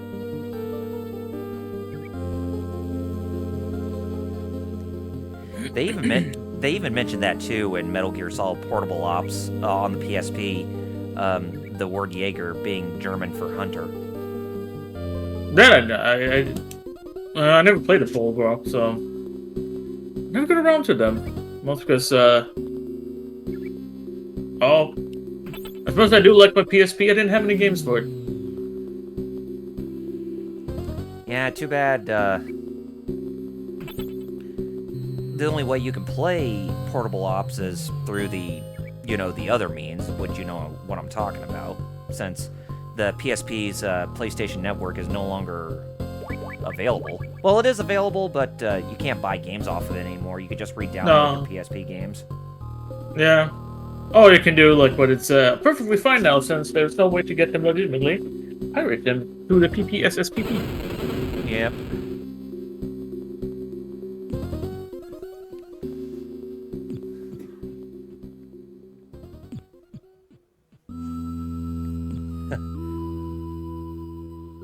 Lord Doom says, just think about cyborgs and you'll get it.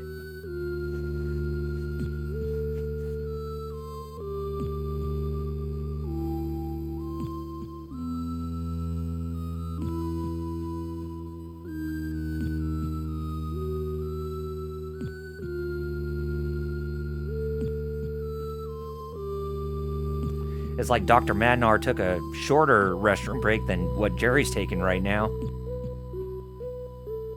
Don't worry. He needs it sometimes. Oh, I know. Oh, snap. Hurry across. Oh, he could not be trusted. That's sus, Doctor. Or is he sus?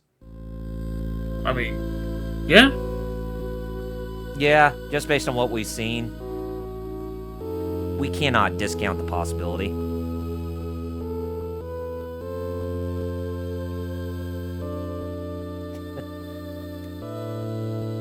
Well, Muteki, during this point in the game, Snake has not taken down the boyfriend yet.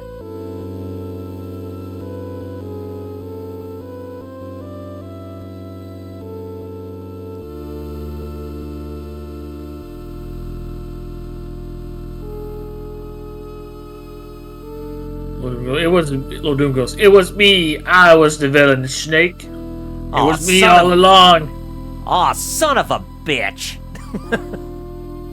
It was me, Snake. Your twin brother. Brother. All along. Ah, son of a bitch. It was me with the recessive genes.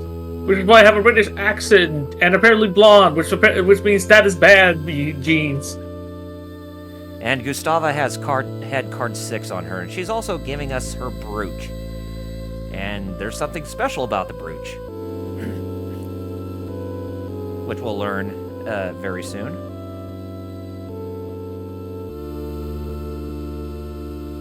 Oh, yep, Gustava bit the dust.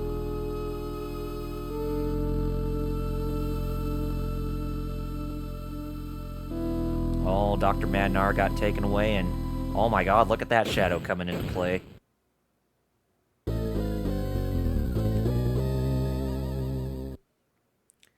That's Metal Gear? But you could only see its feet.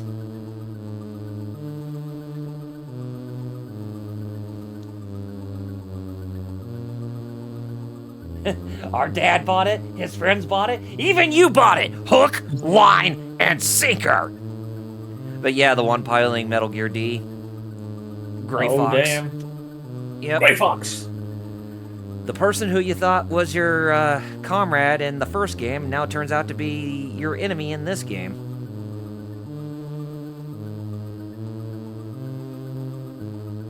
I'd say at this point we're probably a little over halfway.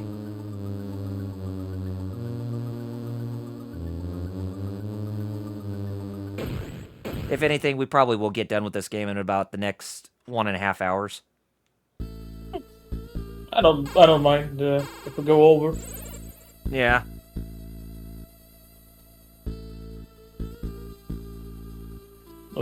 Ask him why his skin changed color like that. Oh, yeah. Oh, and Holly says, if we're going to reach that point where, you know, over the bridge where it collapsed, then we need to use a hang glider in order to get over there. So our objective is to go back and get a hang glider in the first floor of the Zanzibar building. And she says that she saw it once at Thanksgiving. How? Did a turkey have it? Wait, a turkey has the hang glider?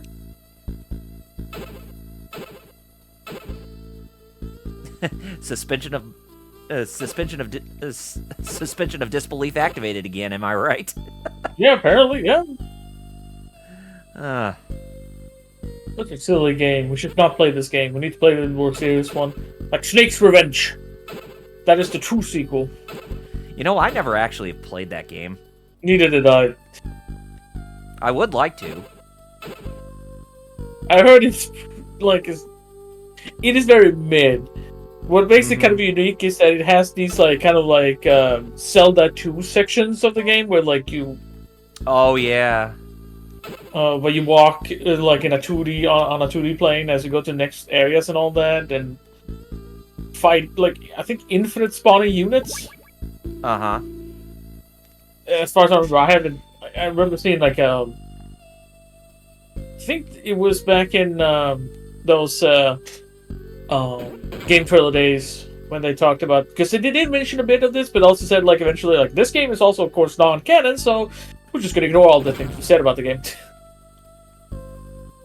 Oh man, I miss game trailers.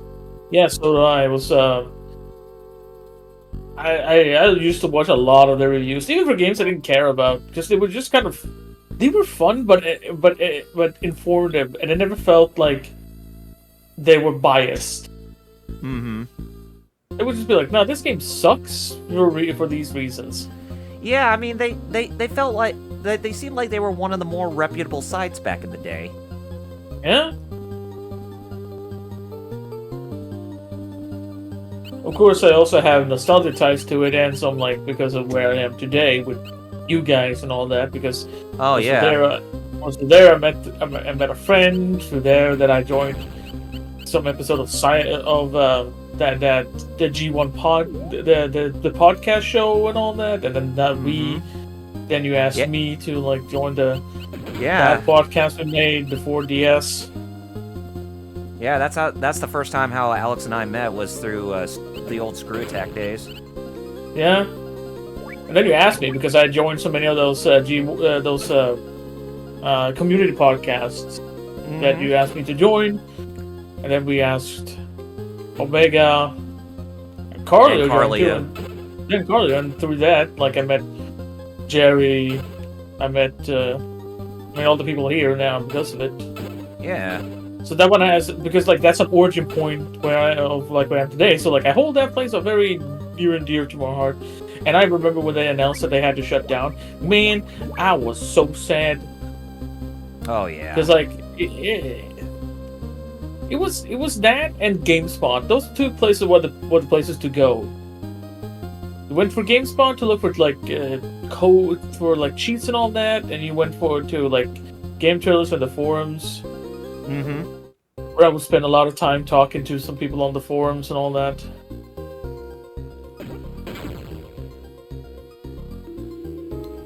All right, this is the third time we're having to come back to the Zanzibar building.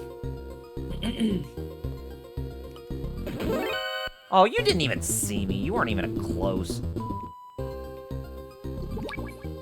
Anyway, open this door with the level 6 card. We got ourselves the blue card, which means that cards 4 through 5 and 6 have been consolidated into one. At least Kojima kind of be like, you know what? The whole switching card in the first game was kind of stupid. So at least he's kind of like eventually make dump cards. Mm-hmm.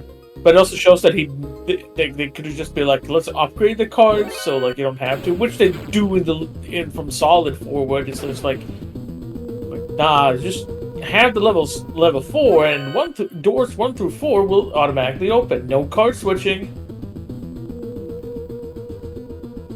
I guess the only noise part is that you still had it equipped, but like that's better than nothing. Right.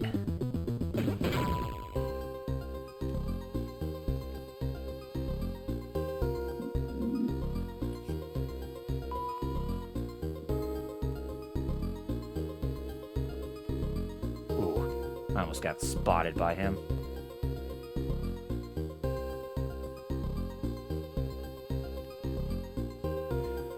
So we need to make a trip back to the first floor basement not first floor basement, but the 4th floor, where we found Gustava in the first place.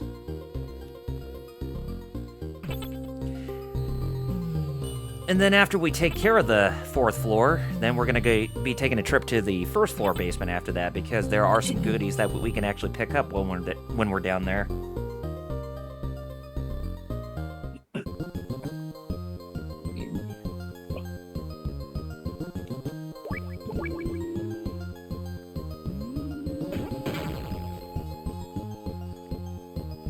Alright, so instead of going north again, we're gonna take a trip eastward this time.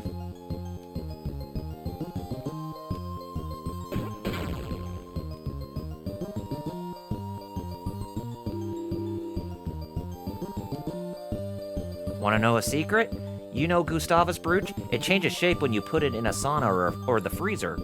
So Gustavus Brooch is basically the inspiration for the POW key in Metal Gear Solid 1.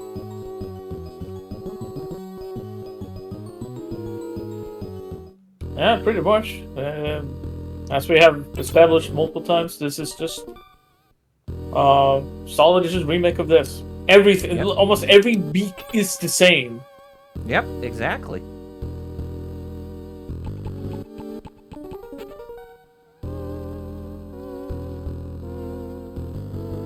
Also, we need to be very careful when we're on this floor because it's wooden, and since we're wearing shoes, the taps actually make it easier for enemy soldiers to spot us if we're just walking on our feet.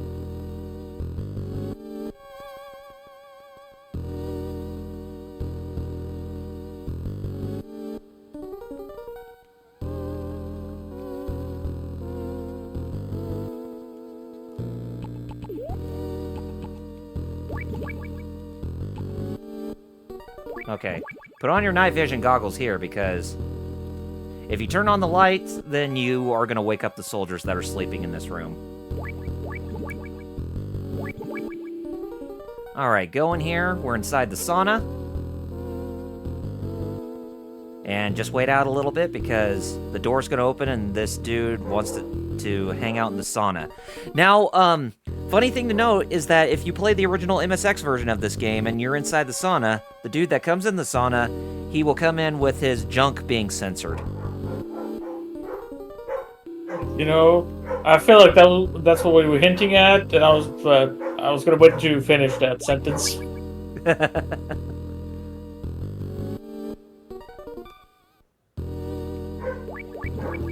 And also, if you took a look at if you take a look at the key, you can see that it's changed shape already.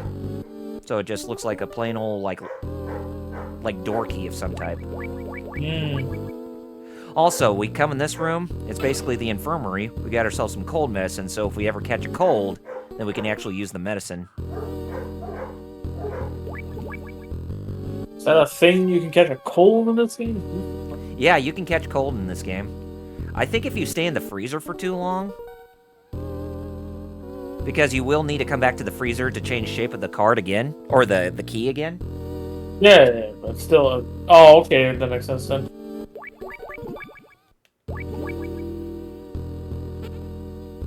Alright.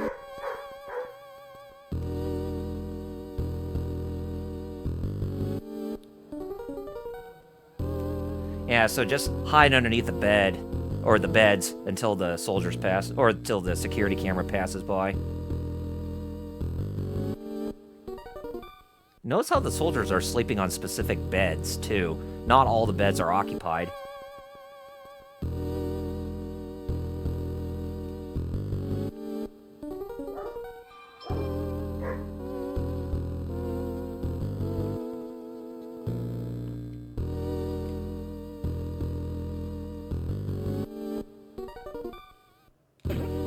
Oops. Got him. Alright. So if we use the brooch on this door here, or this locker here, we get ourselves access inside this locker, and it actually contains a cassette tape. Now the cassette tape, it actually plays the Zanzibar Land's national anthem. So if you're in a room with soldiers and they're alive, if you play this tape, they will actually stand in place and salute to the national anthem. They can't even hurt you. And we're going to need to use this in order to get access to the door that has the hang glider.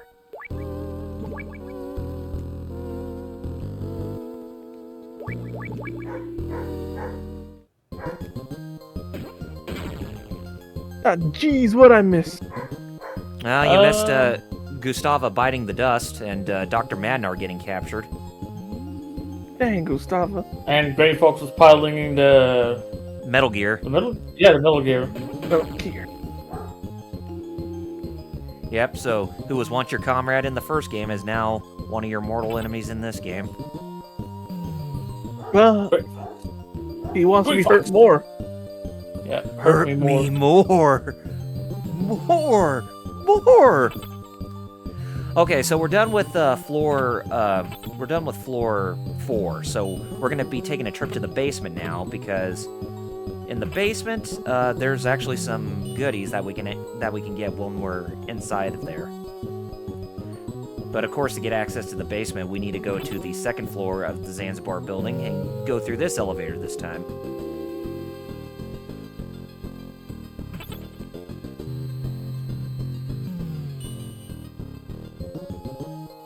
Lord Doom, the next chapter came out. Yujiro went after Darkseid this time.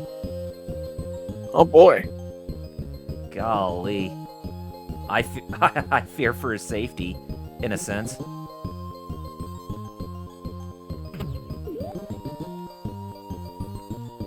I mean, Yujiro facing against a new god? Alright, and since in that door we get the infrared goggles. Also, we got the blue card, which condenses cards 4, 5, and 6, just like the red card condensing cards 1, 2, and 3.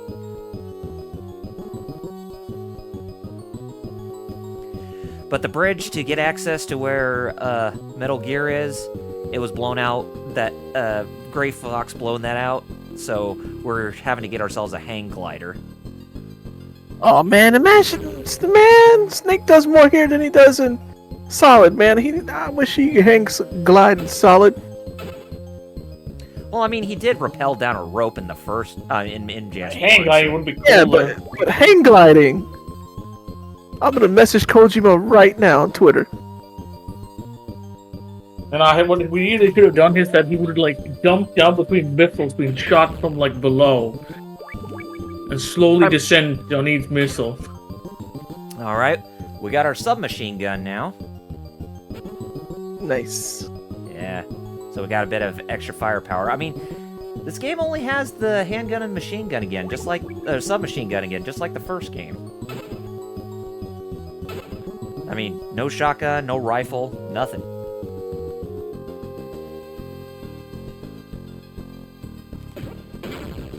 Can't be trusted with shotguns. Nah. Get some more Nikita missiles while we're at it. Oh man, I really wish I could wake up early in the morning on Monday. Because me, Alex, and our other friend play Tekken. Yes, he got it today. Bad gamer. Oh? Is that what I did? Yeah! Oh. Ooh. Finally. His dad was like, I heard you want to play Tekken along with KOF. No, I saw that. That was. Well, I guess at least not on this Friday, but next Friday, when you're doing like. Oh yeah, when I do the break, yeah. Yeah, so at least that's something. God, Dang, came over. Yeah, I have to start back at the where I got off the elevator of this floor. Is that too far back? No, it's not too far back. Maybe about a couple minutes back. Oh, that's not so bad then. Nah. Oh, I'm happy for him. Funny mention going up early. I need to wake up early on Tuesday because I have a dentist appointment. It's my quarterly checkup, just to check my teeth. Yes. Mine is in July. So I'm not sure when my next dentist appointment is. I think it's either next month or in April. I had mine just January. And what's crazy was I haven't been to the dentist in a while, so I was scared they're gonna find all kinds of crap. Turns out my teeth are just fine. Oh, that's good to hear. And my gums. That's good too. Like compared to me, like because I had to get a tooth fix and all that, and that was not fun. Lucky enough, because of I was clear. I was given access to, I think I told this before, called Blue Card, which because of my disabilities and medicine I take, gives me a reason to basically not have to pay, because that could be one of the reasons why I have bad dental hygiene. And so instead, all I need to pay is like $10 for the visit, and they can do all kind of like. So that's why I go like every 4th month, just checking my teeth. Sense. I like the way they clean my teeth at this new dentist I go to too. Well, They don't do the metal instruments poking at you. oh, They have like a machine that's like painless. They just I should Scrape. really want that then. But that, yeah, they just scrape, and the machine like not only scrapes, but you don't have to worry about rinsing your mouth either. You just like it's also like a vacuum, so it just like takes all the whatever saliva, blood, whatever, just out in that tube. because for We finally got some body armor. Not the Ah, T-shirt, yes, because for me it's GTA style. because for me it's still the standard. Like I get like local anesthesia on my gums, so when they start scraping and all that, and using that like supersonic drill or something like that, with water. So also Yeah. all the excess stuff, that's still a thing, and I absolutely hate it because like I'm because of also my sensitivity because of Do you have gingivitis? no, I'm just extra sensitive because of my autism. Oh, okay. 'Cause I had gingivitis before. No, lucky No. enough I haven't got that. No, That's what made me take better care of my gums in the first place. Now, understandable.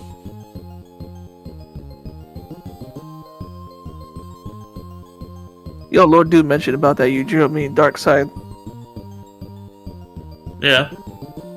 He said this is the Yujiro that needs to punish evil in his own special way. Fellas, fighting is wrong. Unless I'm doing it, then it's right. It's like him meeting Yujiro meeting Darkseid. I even said to myself, "Oh God, I fear for his safety more so than with Green Goblin."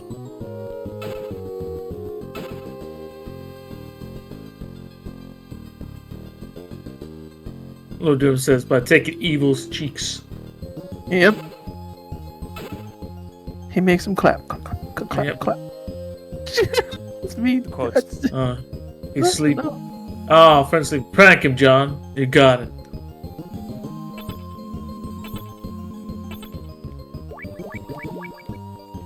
Oh, actually, I can just do this. Now I got the camouflage mat. Basically, camouflage mat is an alternative way to bypass guards. It's kind of like the cardboard box, but you just lie down flat. Oh, Okay. you ever played Lost Judgment Kaito Files yourself yet, or am I still the only one? Oh, you're still think- the only one. Yeah, you're still the only one. Because that Metal Gear Solid reference in it was pretty funny. Oh, this is a Metal Gear Solid reference? Yeah, Kaito's looking how to sneak in, and he sees a box, and he goes, maybe I could go through that box. And then he's like, wait a minute, this ain't a video game. Okay, that's... Damn. Why haven't I got around to play it? It was $30 for some reason. Right. I think It's that I think I have it because of like I think Premium made it free or like something like that. Because I do have it, I think. I'll load up the console check quickly. When I got it, I had money. I remember I actually had money, so I was like, I'll just get that season pass thing. That's $30. I mean, this 'Cause is the same thing like with Relink. Like, why didn't I buy Relink when I could? Because I thought it was gonna be a fighting game and not like an actual cool. I could have sworn one of us told you before, but I guess we didn't. Nah, like you guys maybe have, but I think I just dismissed it, being like, no, it's just like another fucking fighting game. Because I thought it was that. Because I kept saying also like, because I heard that Granblue was getting a new fight, like an updated fighting game, something like that. And I thought, Yeah, that's what's it Rising. called? Rising. yeah, but I thought that was Relink. That's Oh. why I was so confused. That's why I was just like, nah, that like. Let's see. Okay. Lord Doom now- said, Yujiro says it himself. If they give up being evil, then there's nothing he'd be able to do. All right. Yeah. So Makes sense. We're in this room, and this is the room right before we get the hang glider. Now, in order to, as I said, in order to get past this guy, we need to play the cassette tape that we found in the locker because it contains the recording of the Zanzibar land's national anthem. All right, that girl says they all stand up. Yep. There it is. And there's our hang glider. Now we can start making our way back towards the tower building. Well, we're done with our third trip inside the Zanzibar building, but we still got one more trip for it, but that comes near the end of the game, which we're getting closer towards the end of it. Yeah, we're already at 7, so I hope.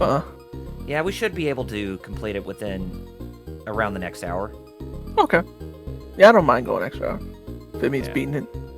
Yeah. How Lord, the hell did you? Oh yeah, I do have the Kaido files. It's just haven't got around playing it. Did you see me play it, so you know what to do? No, that's why like I haven't. I didn't watch Oh, right, it you because kept saying, "Oh man, jeez." Yeah, that's the thing. Because I was gonna play it, but then also it's like other things have I been remember happening. you kept saying you didn't want spoilers. I'm like, well, I still don't want to get spoiled. Get so. ready to hate one character, and everybody calls him cool, and I'm like, that's not cool. Me and Lord Doom and Kyle are like, that guy's not cool. That Yeah. I think I remember you guys telling me like this is one guy said like you will absolutely hate. I'm like okay.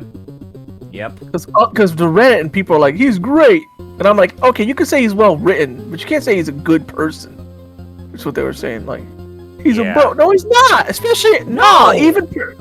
No way.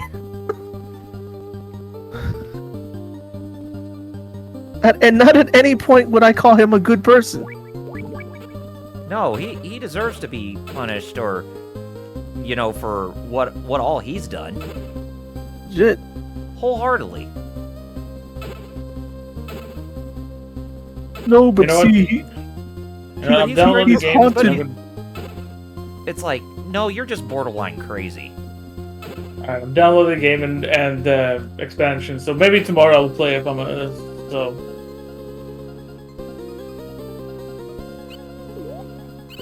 God, saying that he's actually well-written, actually a good character, far from it. Lord Doom even said about that guy. Lord Doom said, "Double R." The entire time we were like, "Where's his face turn? Where's the moment where I'm gonna feel bad for him?" Exactly. And it never happened. Yeah. Not once. So from my understanding, One at least of the guy. bad guys in Kaito Files LPH.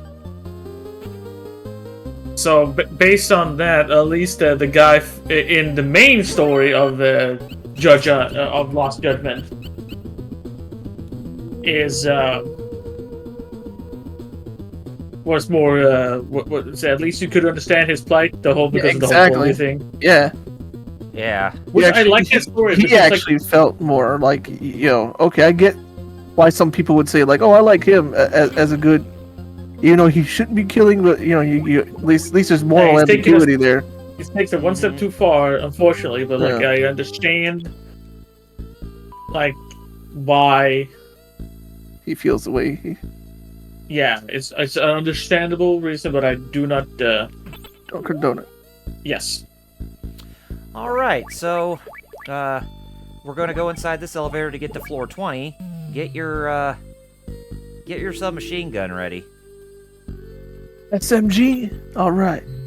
Just like in GTA. Always have that ready when we're driving. Because even though we're going to floor 20... Ah! I thought you said 420, you said 420. Yes, I did that too. I was like, man, that's going to take a while. Since we're going to floor 20, do we actually get there? And the answer is... No. No. Is this where that, Oh, I know what's happening. It's the guys in stealth camouflage that are in the elevator. That's why Solid is such a remake of this. Yep. Yeah, but here's the thing, though. These guys, they don't use stealth camo whatsoever. Because they're idiots. Yep. It's Grey Fox. My warnings. You should have listened to my warnings, Snake. Now I'm afraid our friendship is at an end. Wait, we were friends? Apparently. That elevator's going to be your tomb. What? Do you hear that sound? That's an an assassination team, not a assassination team. I think they misspelled that. Why? Because it says that's a assassination team instead of that's And an assassination. Yeah, it's supposed to be an assassinate. Yeah. Yeah. I didn't learn about a and in consonants. All right. Here's our next boss. The Four Horsemen is what they're called, this squad. LPH said we're talking about that one guy in Kaito Files, Kyle. Mm-hmm. He said, LPH said, heck, that guy from Infinite Wealth had a better face turn. Which I don't know how far you are then. I'm still on chapter 6.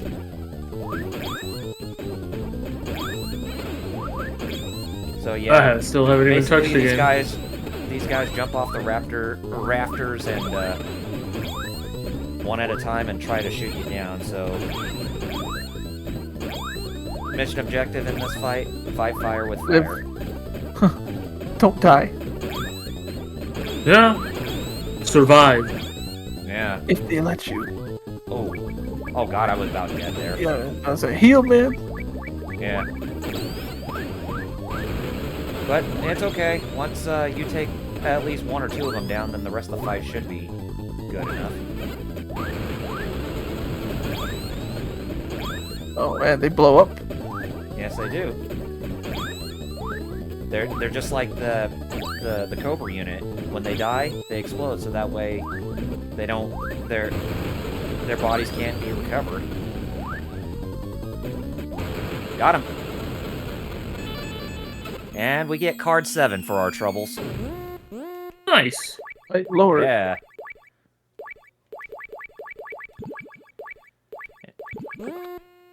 Alright.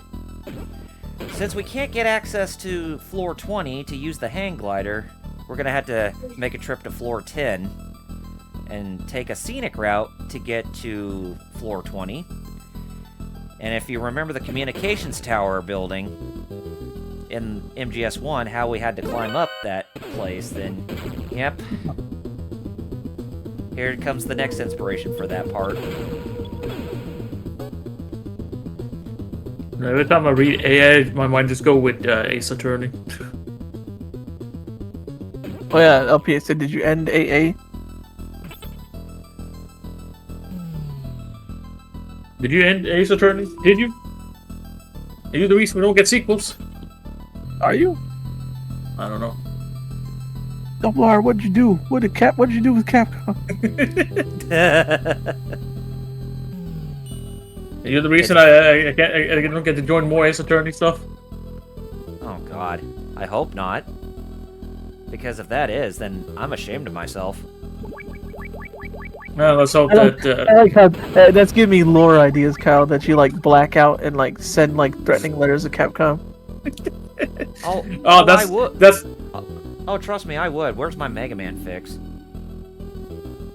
I was gonna make this. I was gonna make a joke. Oh, Lord Doom goes. It was me. Anyway, go through this door. Oh yeah, to the Four Horsemen. You're right, Arn Anderson. Yeah, did you kill Arn Anderson? Oh, Kyle, was the You Four mean Horsemen? you mean Glock Anderson? Since he had a gun? I pulled my Glock out. But yep, it's the staircase chase.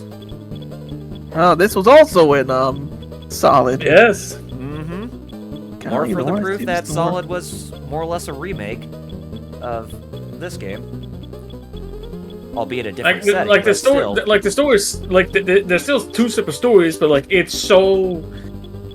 So many of the gameplay, so many of the beats are the same. Yeah. Mm-hmm. Where's the nerdy tech guy asking like, "Can love Just blue like on the battlefield?" Oh, Or yeah. this is like one of my Japanese animes. Anime. I'm named after a convention, which, by the way, that convention's still going strong. Otakon. Oh yeah.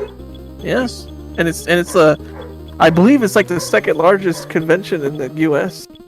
Dang. Granted, and if it ain't any more than it used to be. My name is Otakon. It stands for. It comes from Otaku Convention. And No I one talk to cares, a guy Otakon. like me who enjoys Japanimation, folks. Otakon founded in '94. That's why. Damn. It's its 30-year anniversary this year. Yeah. Yep. Excuse me if I'm burping. Hey, It's fun. it's cool.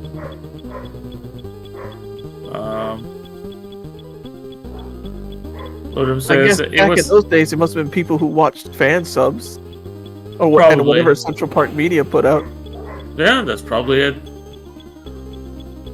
Odom says it was my path to become the shockwave of this universe. I won't stop until all the bad things are my fault, all through time. Just so you know, there's only 10 floors that we're going through on this stairway chase.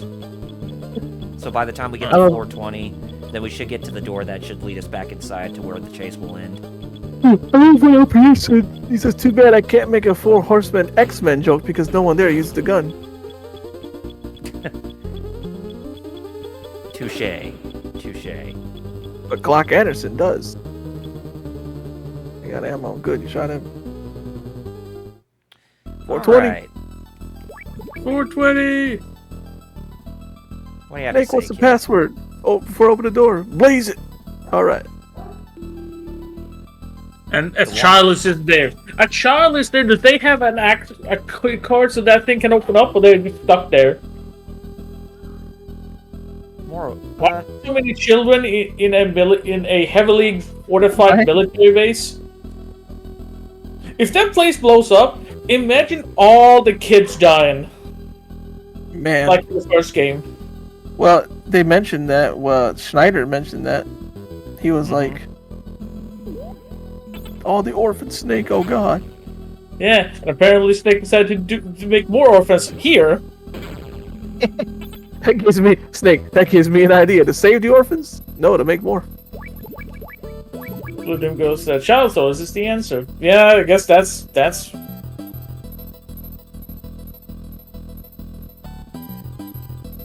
Look, it's another nest. Yep. Hiding inside there without a key card. Fun fact, did you know that Ness is Sans Undertale based on nothing? Yep.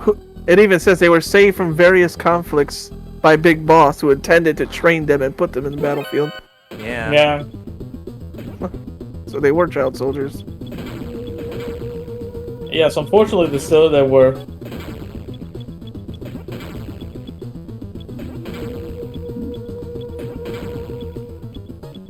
But it's kind of fun when you think, or interesting when you think about it. Outside Metal Gear Solid 3, like they aren't really sugarcoating like Big Bot's descents to like underhanding tactics, madness, and all the things that happens. And it's all that shit to take down one guy who still had to live a full life and then die as he's an old man.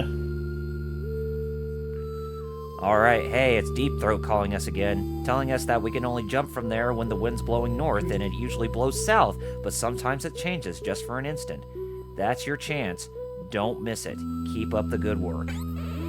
Okay, now there is a trick to actually know exactly when the to exactly know when the wind is blowing north. We have to use gas grenades for this. And we also have to equip our gas mask while we're at it too, but throw a gas grenade. You can see that the wind is still blowing south. So, in order for it to change direction, and I kid you not, we need to smoke a cigarette. Ah, yes. Warning, cigarettes may be hazardous to your health.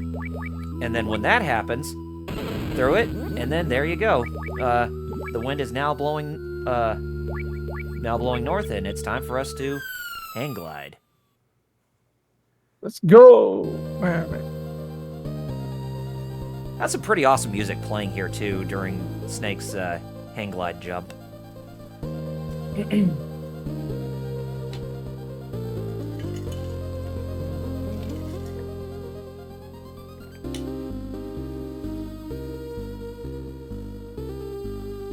Oh, you're right. That is cool music. Mm-hmm. I unmuted just to hear it.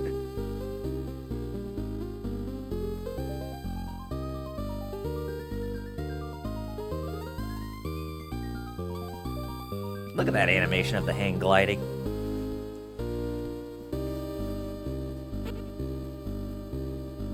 I mean, the game looks amazing. The most like, heroic for its hang gliding. Yes. All right. Now let's equip our grenades because coming up is our next boss. Oh, Lord Doom answered with some more lore. You can read that, Alex. Is it just a bottom one or is it both?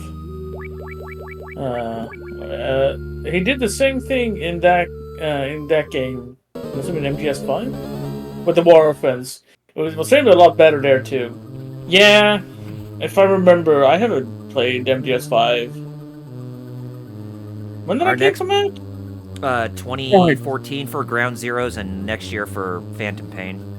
Okay, yeah, it's almost a decade since I played it. Here's our next boss. He is called Jungle Evil, but if you were to play the fan translation of the MSX2 version of this game, he's called the Predator. Ah, of course. Now the only way to win against this boss? Grenades.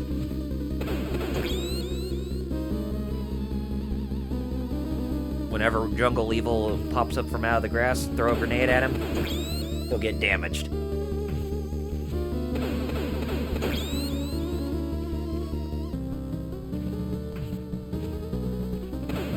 Lord Doom said he takes the War Orphans in because it's either they go with Big Boss or they get exploited by some warlord. Yeah. That sounds about Man, right. throwing grenades is a weird mechanic in this game, I see. Yeah. They're more instantaneous than they are, they take the time before they blow up. Just that marker thing, and then he could already shoot you before you chuck it. Yep. Kind of cheap. Although you seem to be doing okay. Oh, yeah. And our reward for our trouble? Card 8. Starchild said he remembers doing the stuff in Africa when he had to save the kids from the mines. Was that 5? Yes. Yeah. Liquid one of the kids? I forget. I think so. But Liquid, with his rebellious attitude as ever. Yeah, it was. If Liquid shows up at some point. And they finally reveal what his real name is in that game. He's called Eli.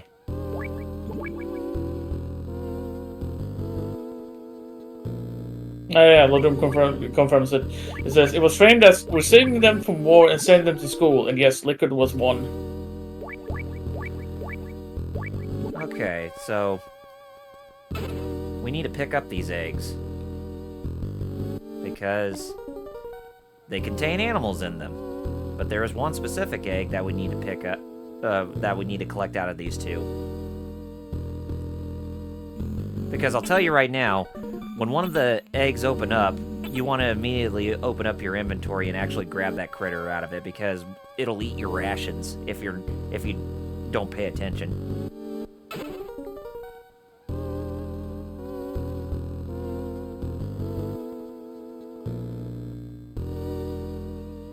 Okay. In the clearing there. Now let's get out of this building. But watch out for the security cameras while we're at it. Is there anything else? No. Oh yeah. Starfire said, yeah, Liquid has a group of kids that is part of his gang.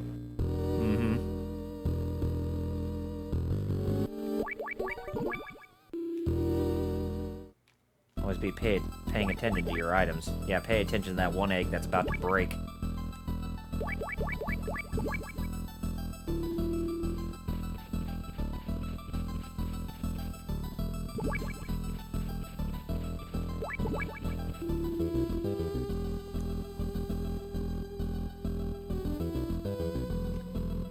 Okay, it hasn't broke yet. Not yet. Still not yet. Oh, yep, there. there's our, there's that thing that came out of the egg. A snake.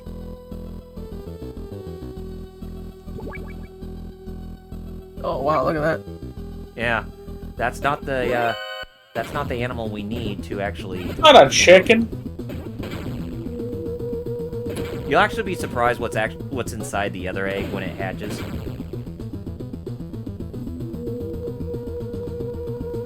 It's a pterodactyl. Close.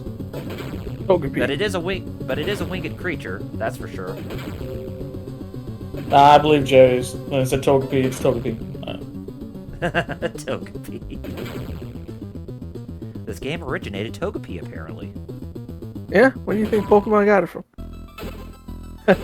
Yeah, they saw it and they're like, that's Gen 2. Right there.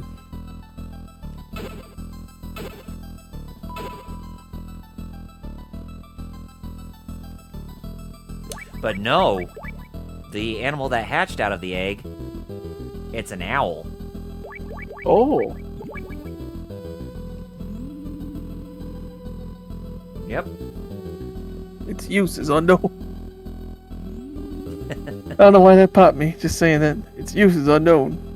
Oh, there's a good use for it, but you'll see it shortly.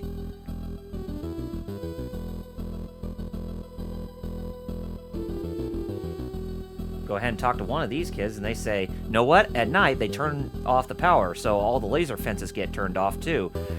Yeah, because, as you just saw when we were going to the detention camp, which we're at right now, that there were lasers that were powering the gate. So, you'll understand why we have the owl with us, because owls are nocturnal, and when they hoot, the guards will think that it's nighttime. Ah, it's so scary. I can't sleep. Oh, don't worry. You have him protecting you. You have Ness right there. You'll PK Thunder Yeah. Owls. Yeah, exactly. So yeah, And just stand here. since it's a Togepi as well, you get electric type bonus damage against flying types. Even though Togepi is not. Wait, is it? Actually, no, it is. I think it's late. Togekiss. I think Togekiss becomes from. Oh, I'm gonna check. Double check that. Oh god. All right. Yeah. So the bird has served its purpose. Yes, it's a fair flying. It becomes a flying from Togetic. There you go. Togetic. Was it always? Could it always become a Togekiss, or was that later? Was it just Togetic it evolved to? I believe Togekiss came later. Introduced in Generation 4. Oh, okay, so it was later. Lord Doom, fake Pokemon fans exposed. That's how we know them. Like, do you know what Togepi came from? Wrong. It's this game. The entire time. Entire time. Oh, look, our old friend is back, the floor sweeper. Oh boy. Yeah.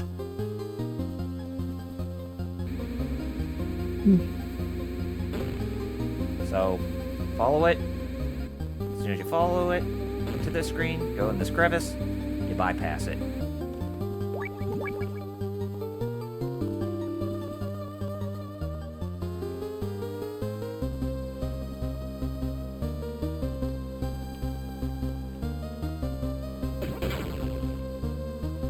Because we need to go inside here.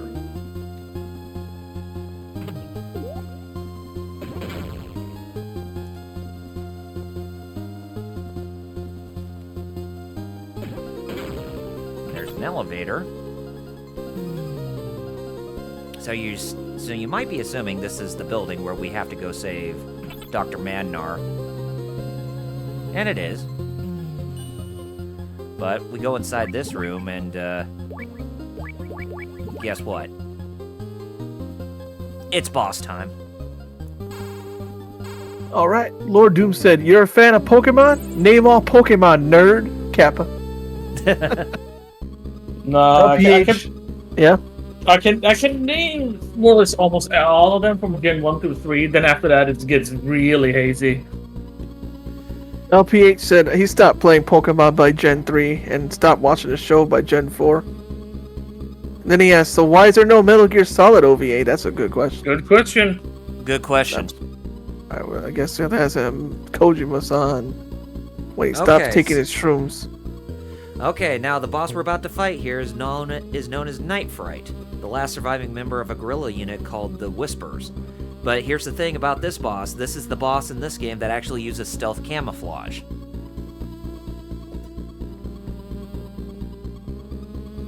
And Deepo just come here and spoils all the fights for us. But here's the thing we have to worry about in this battle. We have to use our ears, not our sight for this one. And that's going to come into play because there are 4 screens where we're going to fight this guy, and they all have different noises to them depending on which surface we're walking on.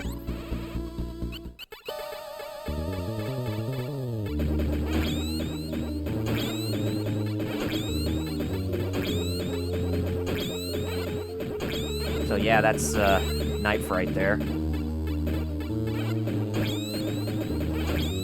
This is a good point too, to where you can actually use the body armor to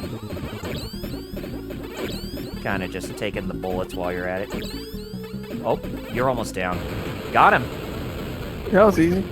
Yeah. Much of stealth there for someone with, like, hey, you can't see me. But if I shoot everywhere, I'll hit you. Eventually, yeah, exactly. Yeah. Oh man, if I shoot in a circle like this, it's your, and you get hit, Yeah, that's your fault. Also, another thing to take note of: these little things of orange Kool-Aid or whatever that's on the ground, don't touch it. It's acid. You touch it, you die. But there is a way to bypass it. Jumping over it? Oh wait, Snake can't jump apparently. Nope. Why can't Metal Gear jump? Good question. Why can't he? Oh. Is it the owl? Is the owl gonna eat it? Nope. The ration? Oh. Yep. How to deal with sulfuric acid, Master Miller's asking us. Let's see. You could neutralize it if you had something with caustic soda in it. So if you have any chocolate on you, that should do the trick. So the B1 rations are going to be very helpful in this. What, waste precious chocolate for some... No, man, just jump over it, man. It looks to be like, what, at most? Like, what? 3 feet? Can't you jump that high? And they say white men can't jump.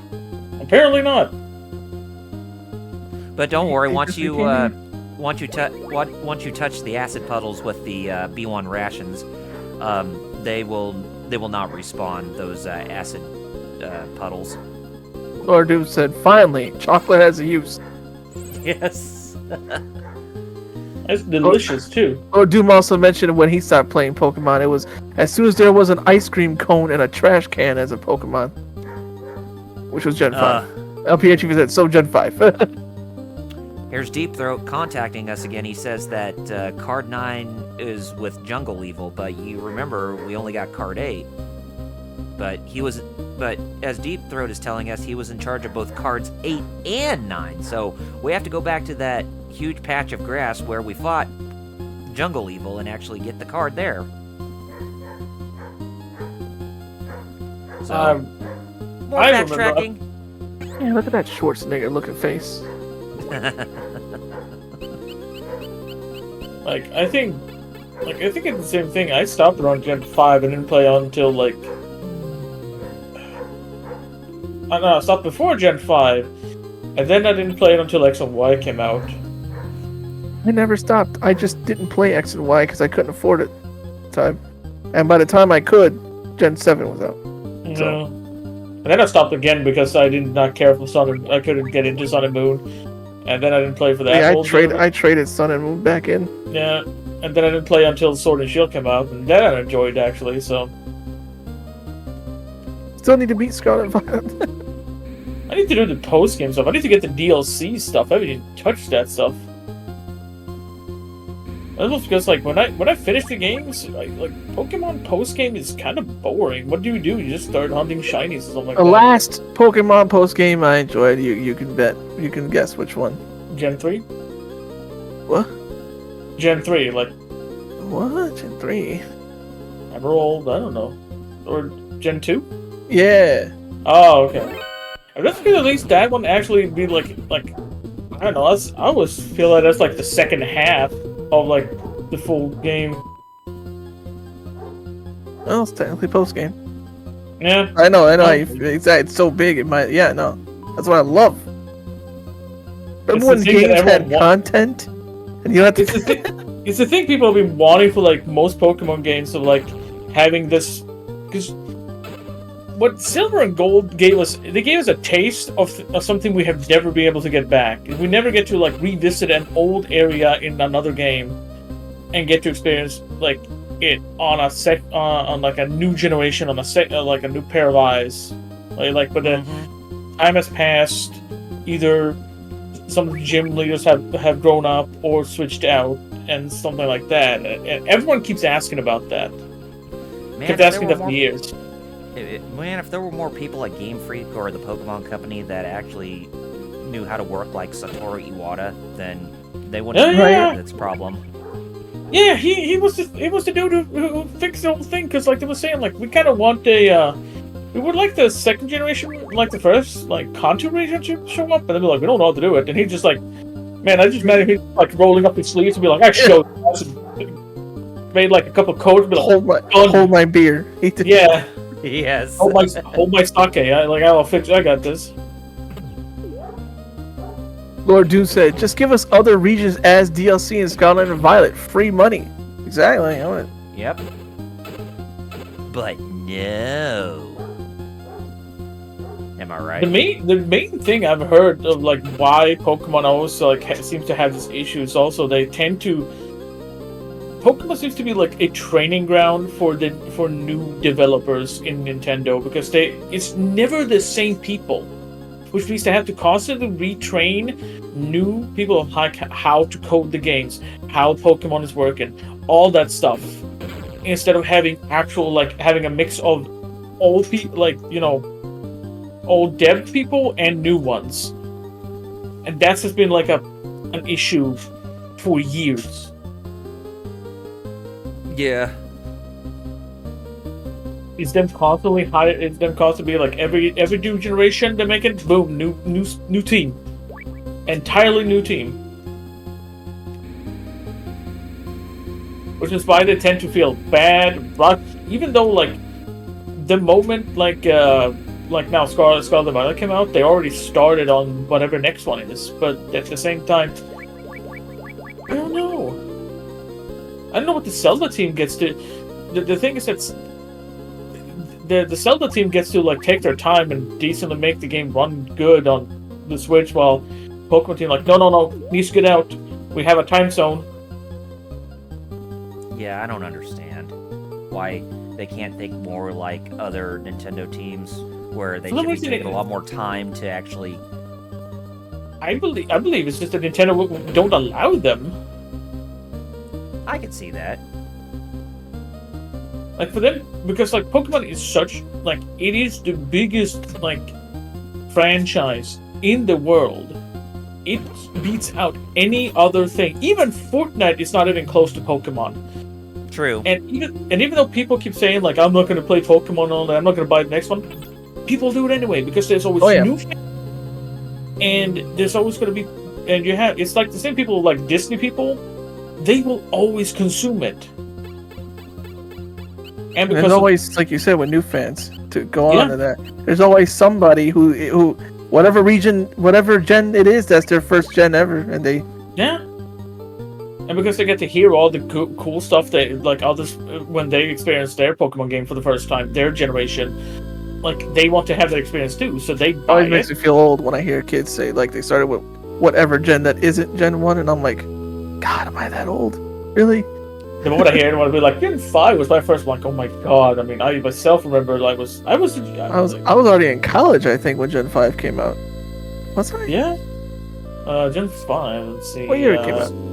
So we're finally where Dr. Madnar is being held captive, and Dr. Marv is there with him too, and he says that we were already too late because Dr. Marv has already passed. So his heart couldn't take it anymore. Yep. And Snake goes over to his body and asks, "Wait, what's this bruise on his neck? Makes you think there's something more to this story than just saying heart gives out because yes, his neck is his heart." Right. Wait a minute.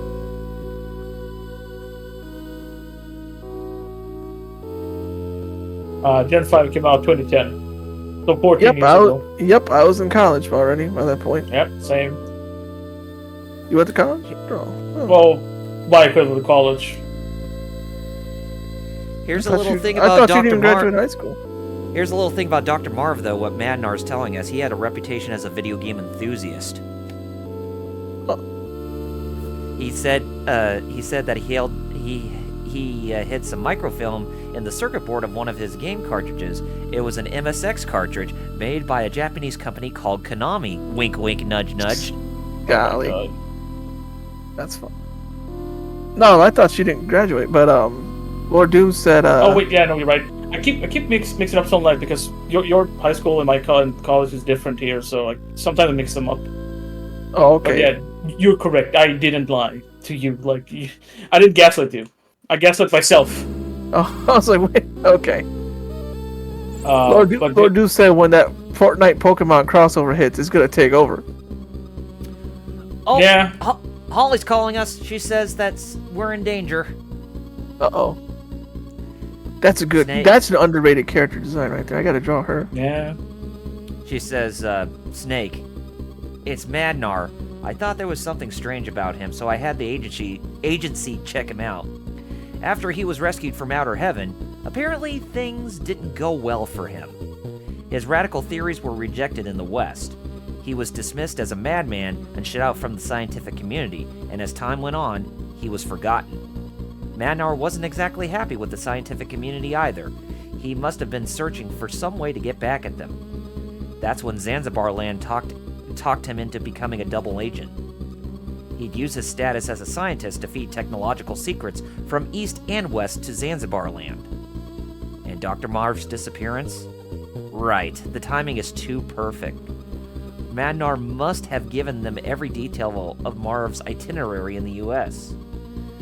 So, yep.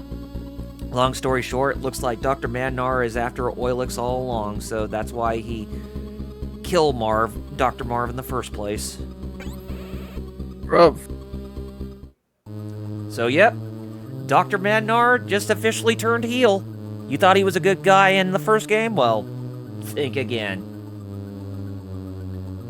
Oh, Alex, that's Lord Doom says something. I gotta. It says I gotta get my Wi-Fi headband and teach her the basic of CQC. Also, And, when he started. He also started college around 2010, so like with Gen 5 and all that. So I was already 1 year away from graduating. And that's just because I failed math. Oh, I'm bad at math. Yep. And Madnar even admits it was him who caused Gustava's death on All the bridge along? by contacting Fox from the sewer. So he did not take a restroom break when he was in the sewer. He contacted Gray Fox because the timing was too perfect. Golly. I don't know what's he gonna do to Solid Snake though. What you think you random scientists can take him? What's he gonna do something? Or does he have a battle suit? He's gonna do something. He's gonna try to choke the life out of Snake. That's what I'm saying. Okay, so let me teach this. Let me try and take on this guy who's. Yeah, okay, bro. What? Snake, what are you doing? I can't breathe. Oh my goodness. So this is basically how you win against Really, Snake? Madnar. You telling me Dr. Madnar's stronger than Cyborg Ninja? You can't shake him off you? Apparently, this is Snake's weakness. Old men. Oh, I guess, really, bro? Apparently. You can't just take them out. You fought highly trained soldiers with your bare hands. But the moment an old man comes This up old behind him man? and strangles Oh him, no! he's like, oh no! No, my one weakness. My one weakness, old people, they smell. Ah. That's why that's why he can't breathe. Have you smelled old people? Something kind of like, Okay, so the locker, it won't open up because the brooch changed back into its original shape. Now, unlike that one locker in the Zanzibar building that we had to warm the key to open up, guess what we need to do? Freeze Oh, the that was key. another solid thing too. Freezing and warming the key. Yep. Remember that? Mhm. Yeah. Oh, Lord So- Doom said he graduated 09. I graduated 07 high school. So So you was remember? it 2 years? You remember when we had to? Remember when we have to go back to Zanzibar building the 4th time? Well, this is that last time we have to do it. Man, Kojima really loves backtracking. Yep, that was the thing about this game too. I mean, the first one kind of did the same thing. The first one has a lot of after Meryl Oh, it does it too, yeah. gets sniped, you have to go all the way back to get to Yeah. to get the sniper rifle. Yep. So, but there's a faster way we can actually get to. I used to Zanzibar oh, man, I feel like I should like start playing Solid again. See if my lizard brain wakes up. and see if I can get speedrun it again. Oh, I wonder what the record is. Actually, I'm curious. I'll check it out.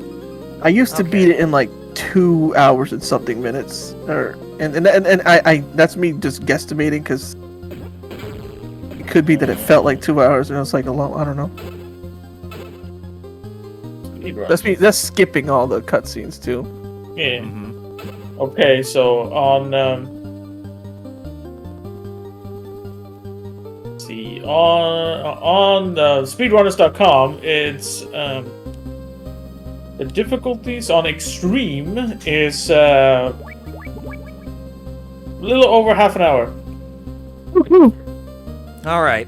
Now Wow. we're gonna That's nuts. we're gonna take a trip back to the tower building. So we're gonna use the cardboard box inside the truck here to quickly take us over there. But unfortunately, we Eh. still need to walk. We still need to walk over to the Zanzibar building from where we're at. But me taking 2 hours isn't crazy after all. If the record's a half hour. Very easy. It's 28 minutes. Damn. And that is on the PS1 Oh. version. Oh, wait a minute. Now that I think about it, it actually makes a lot more sense because I did see somebody who actually played through the game and speedran it through Summer Games Done Quick. And there's a trick in the part. Yeah, Star in Child that- says it. Go ahead. There's a trick in inside the room where you have to, right before the DARPA chief, where you have to go. Oh yeah, It's not- There it is. It's not right. It's right before where their ladder is, but it's inside that sewer grate that you have to crawl through to actually get. I think it's a ration. Yeah, it's what I was looking was any percent speed run. The all bosses one takes roughly an hour on the different difficulties. Oh. And it's like when you're inside that grate, or that grate, you have to step out of it, or like when you go inside of it, you have to like push the button at the right timing to stand back up, and that will actually bypass you through the walls in order to go inside the torture room.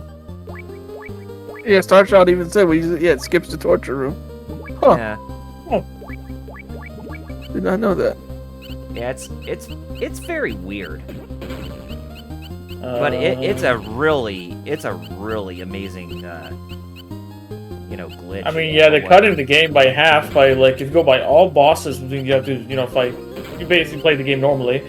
It's on extreme. It's 1 hour, 1 minute and 29 seconds, and on any percent, it is basically half that. Golly. That's MGS version. That is not like Twin Snakes. I wonder what Twin Snakes is.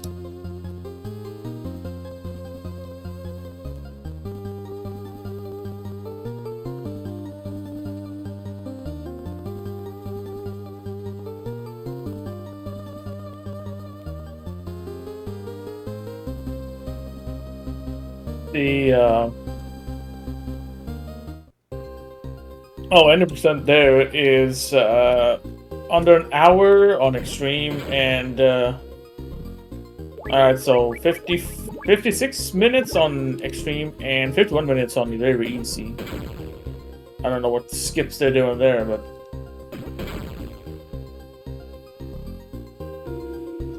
Alright, now we go to the right door here with card 9. Now we get the green card, so cards 7, 8, and 9 are consolidated into 1. Well, all right. You can stay in the country, Snake. Yeah. I figure you were gonna go with that joke.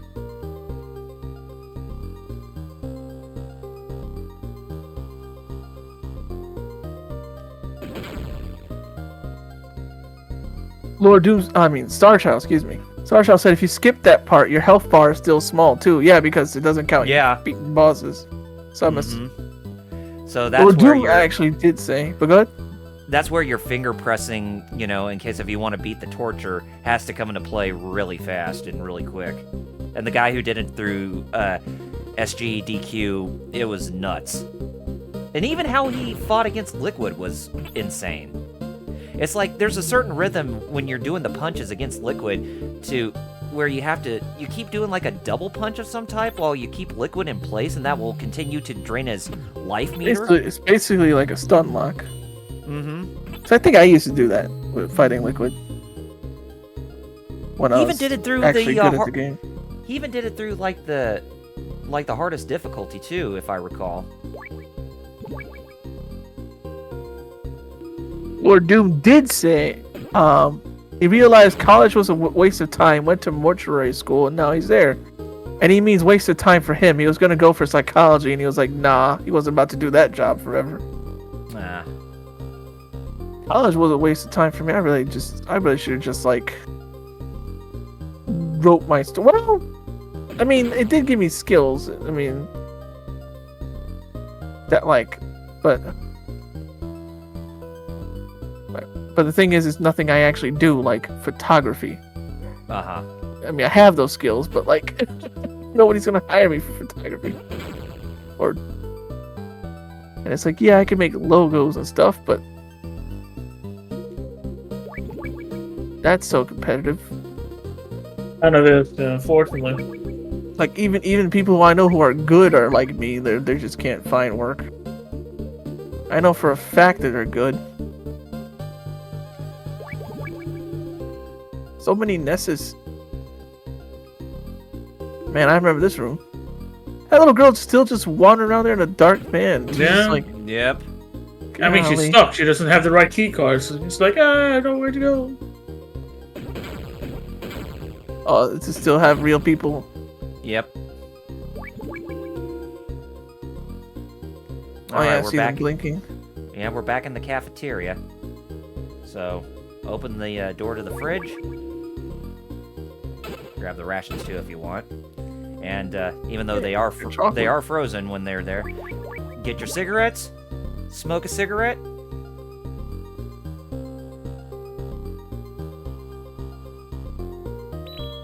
And the key changed shape again. Now it actually looks more like a car key.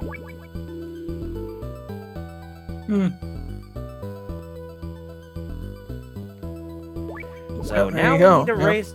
We need to race all the way back to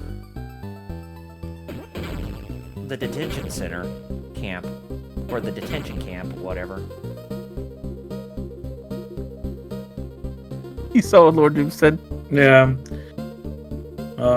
Is that I did get an associates in psychology. I used to troll people in social deception games. I'm assuming that's why he's really. Yeah.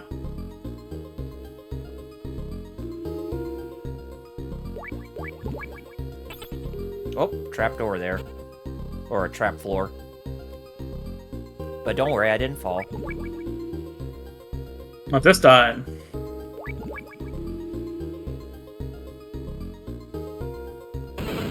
Oh, damn! I used the gas grenades. I forgot I still had them equipped. I just gassed myself. Damn, it does. I don't think that's a line people say often. Hey, Well, you heard it here. completely unrelated, but did you know weeknights at 5 Eastern at least, double R, that on Cartoon Network they have a block now that's old cartoons, starting with Dexter's Lab, and then it shows yeah? Ed, Eddie, and Billy and Mandy and all that, and Courage. Oh, nice. Yeah. What's funny is it says Adult Swim, but it's in the middle of the day, and it's old kids cartoons. Yeah, and it's not like Boomerang or anything like that. Why? Is it because what? Even though they're for kids, what back then is different or something like that? Is that why? Well, I don't know why they have the Adult Swim logo. Well, I mean, back then when they had shows like Dexter's Laboratory and Ed, and Eddie, that was more or less like Cartoon Network's golden era. Yeah, I get that, but I mean, I don't remember, like, there's still kids shows, right? Yeah. Just anything that looks like Steven Universe, they consider it a kid's show. I mean, those were actually rated TVY7. I guess what nowadays they're PG now, or something. They're considered bad or something. I don't know.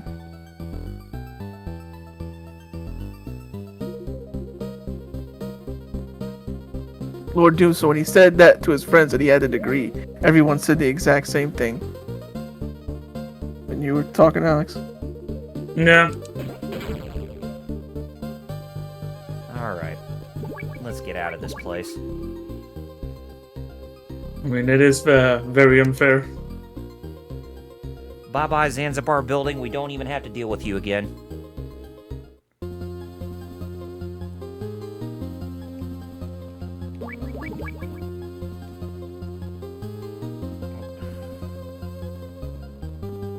Is that your favorite Foxhound logo?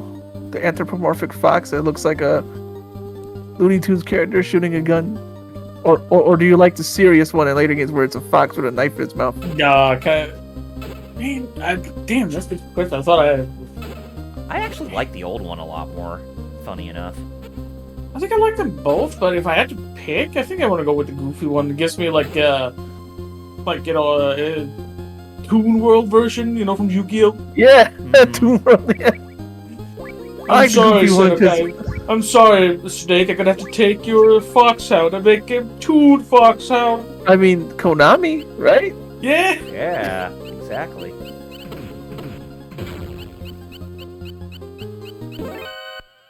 Lord Doom says he likes the serious version. I like them both. They're funny.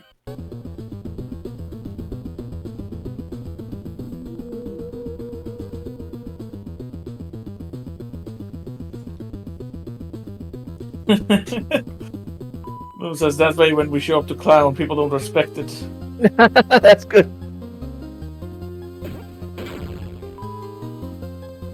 What the hell? And I should've- Actually, never mind. I was like, I should have been finished this comic page. I'm like, oh, actually, no, never mind. This is about the right amount of time. Yeah, I'd say we probably got about maybe 15-20 minutes left of the game, assuming that I don't die. Yeah, I think so. I was talking about my comic here that I'm working on. I was thinking to myself, I should have already finished this, and I was like thinking about, actually, no, this is the right amount of time to work on a comic page.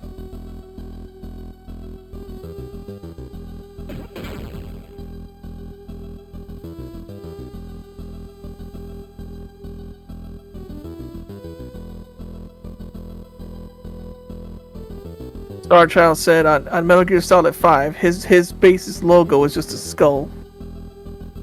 Simple.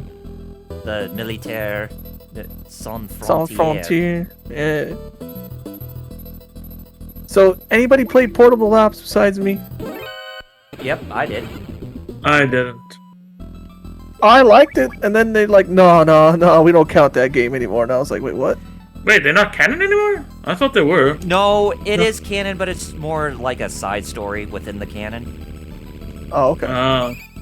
So I remember people telling me it wasn't canon at all anymore, and I was like, wait, what? No, it makes more is. sense for it to be a Gaiden than a... Yeah. Gaiden within the main scenario. I mean, there are some things that will lead up towards, you know, the revelations that you see in Metal Gear Solid 4, but they're, like, few and far between.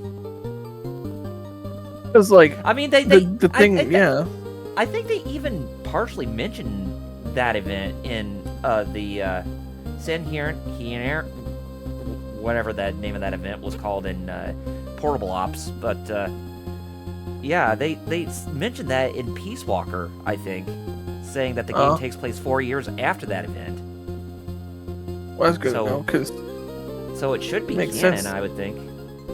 Well, if it's mentioned in Peace Walker, and that is, I mean, then, yeah.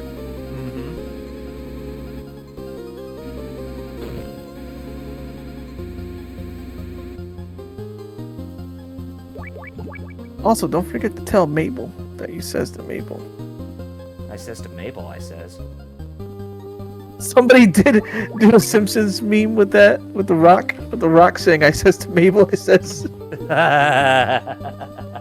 I still remember when you showed me that Gundam game where you can make your own special moves. That was your...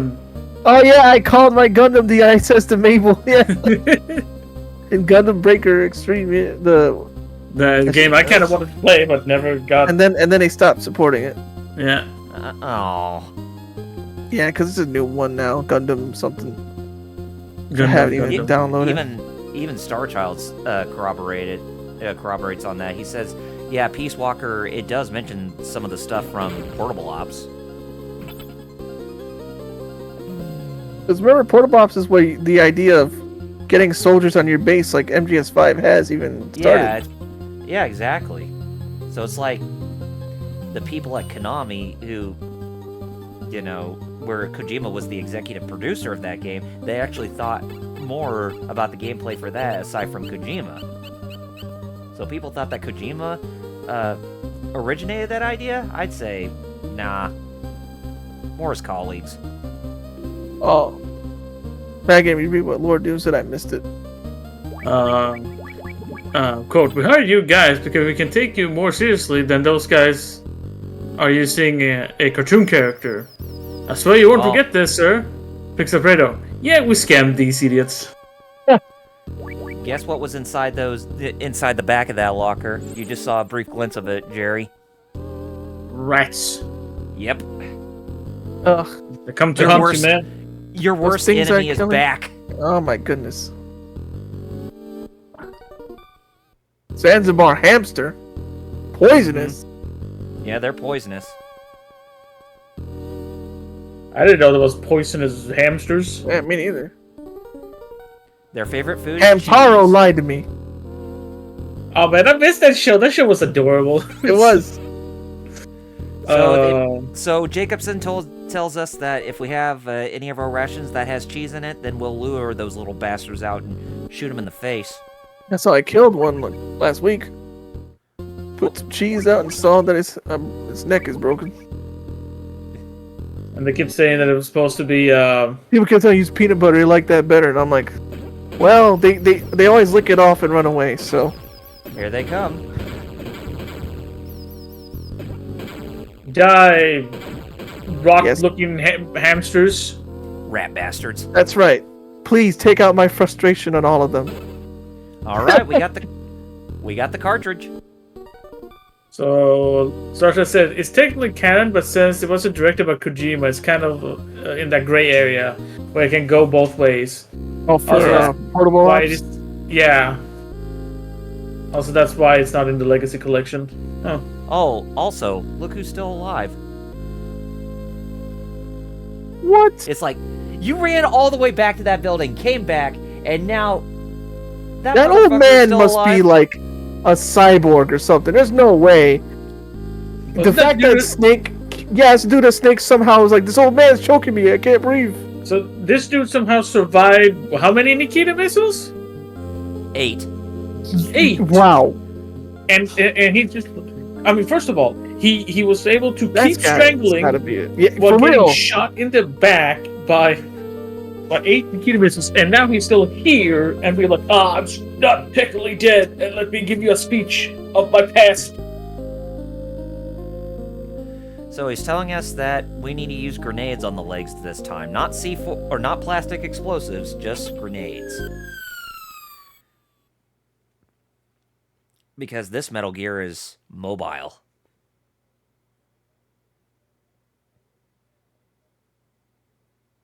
Not small. Right, Lord Doom, exactly. I completely agree. What Lord Doom said. Yeah, I'd honestly shoot him twice just to be sure. I'm not risking this dude coming back for a rematch. That is horrifying. I actually won't be more impressed of his resilience that he was is still alive after all this. I'm actually gonna Google that. Why was Dr. Mandar so strong? Rip open. He had nanomachines, son.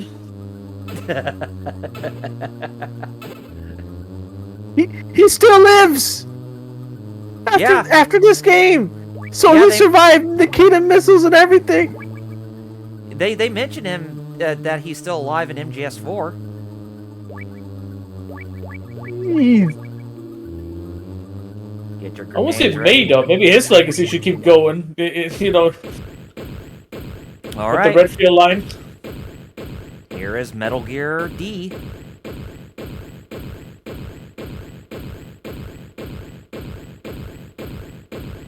A 120 grenades. Think you can do it? Oh, here we go. About Mandar. Okay.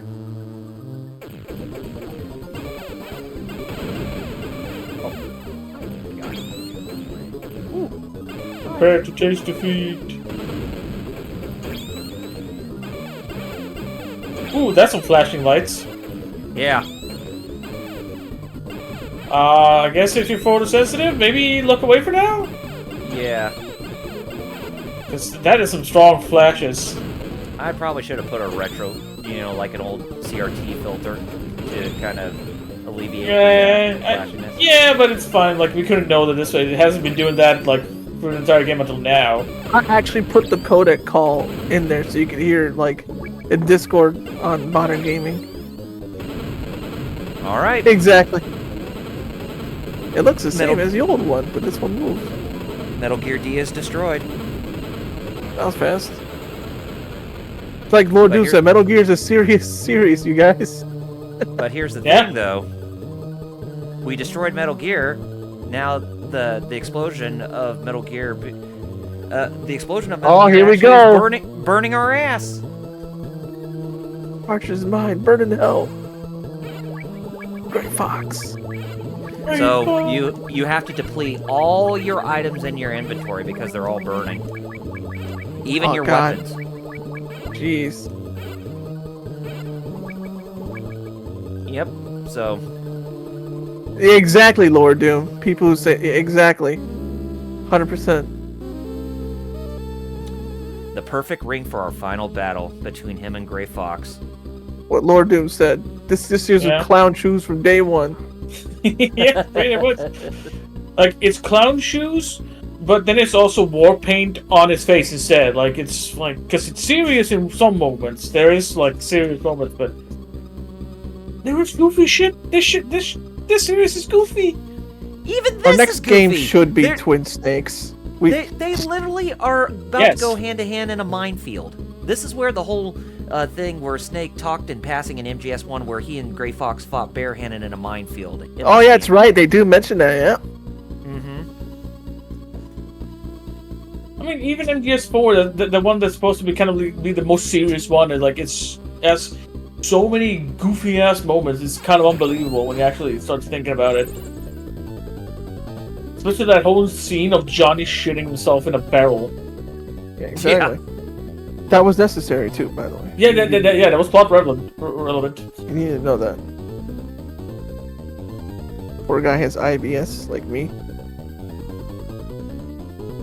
Well, it says it's John Rambo wearing a war paint from Braveheart throwing a machine gun through a guy's head. I think that's the best way to, like, that's summarize the franchise.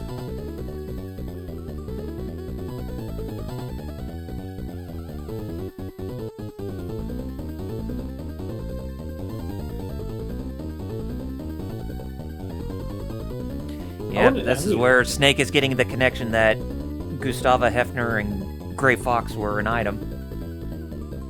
Oh, Does Gray Fox know that it was, the doctor who that killed her? guess not.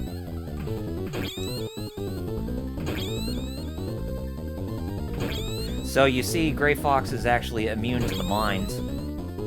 Of course he is.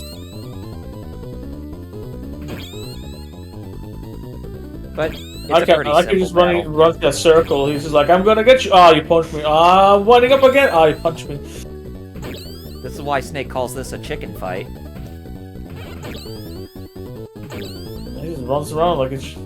Oh, it's already. I got one hit on you. Yeah, just one, but it's okay. Yeah, no, I'm just like all that running is like it's just gonna. Yeah, his tactics failed, is what Alex is saying. Yeah. Whoa, Muteki. Well, good. Uh-oh. You're here for the good part, which is the end. Yeah, we're coming close to the end.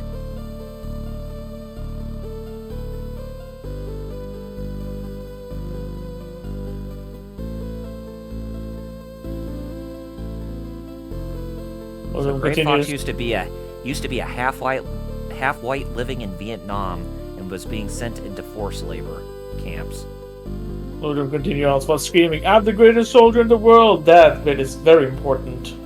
And the second time he saved him was in San Hieronymo, during portable ops. But no, that would have been the third time. The second time was in Mozambique.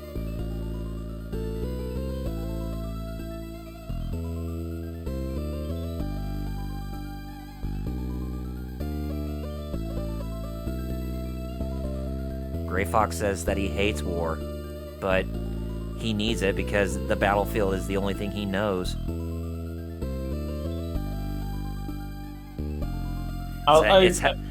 It's how Campbell said it during the briefing in MGS1. The only time where we can feel truly alive is on the battlefield. I do like how the story in 1 is kind of like, war is kind of bad, and then 2 is just like, nah, war sucks, but at the same time, some of us, this is all we know. Yep. Like, they just, like, Kojima just jumped right in. Like, he just made it like, yeah, war is bad, to, like, war is absolutely shit. And war is even more shit. Big Brother should not be trusted. AI will destroy us. Is that right?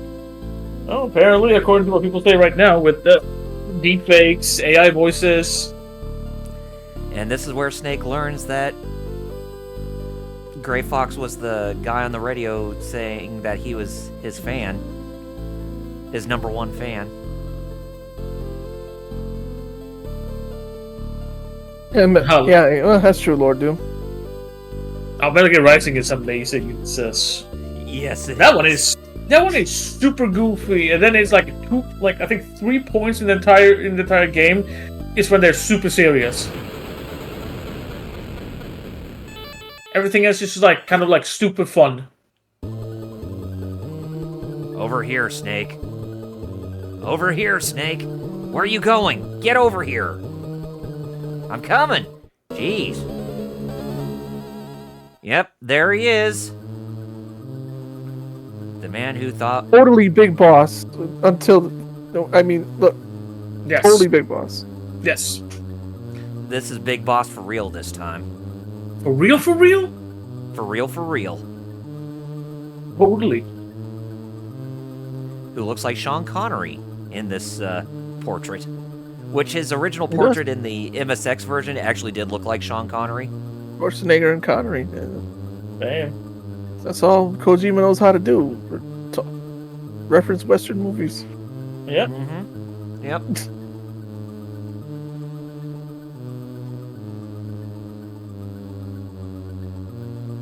Now, this is the part of the boss fight where you're going to have to get really creative on how to fight him, since you don't have any weapons or items on him. You only have... Yep.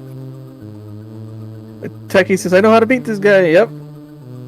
But here's the thing, though. Even though you're fighting against this guy, there's going to be acid puddles around in this battlefield. Because of course. Oh, dude, he can't be me. He's not like me. For real, for real.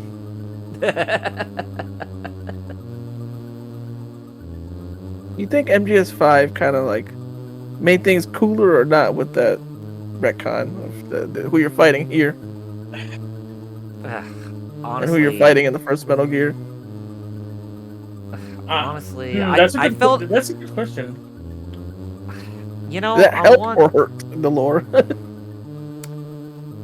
I'm asking you too, chat. I'm thinking about it because like it does undermine some of the like the tension, like a lot of the things that we knew. Starchild and Lord Doom say it helped that you fight punished instead of Yeah. in the first game. It was this game. It was the first game, right? Or was it this game that it's punished? it was the first game where he was punished, Yeah. Snake. And this is the real big boss this time. Yeah. I guess I guess that helped. Lord Doom's in Hollis, will you explain boss dying like 3 times? Yeah. Got me there. Especially Alright. since they assumed that the body in MGS4 was Big Boss, when it turns out that was All it is.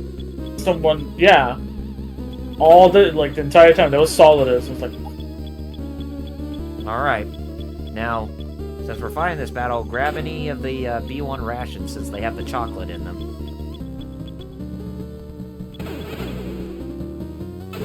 what, we're gonna clog up the system with chocolate? Maybe. Also, go ahead and equip the chocolate just in case if you walk over any acid puddles.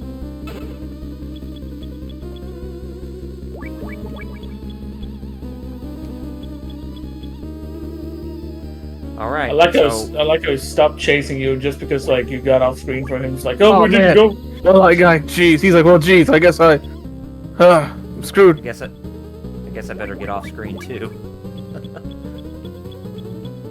I saw something you need in one of those rooms.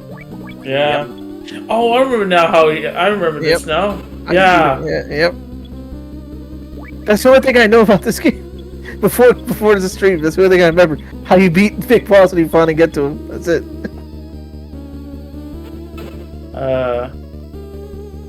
So there were too many loose ends that retcon, and Big Boss couldn't be in 2 places at the same time. And Venom Snake largely cleans it up in a 90s, 80s kind of way.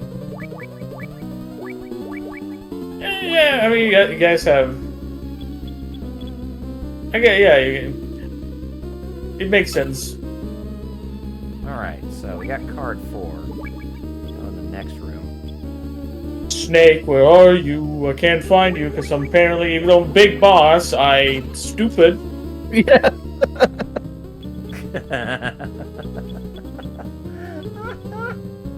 I'm the one who plunged like the world into continuously world wars. Yet I can't find a single man.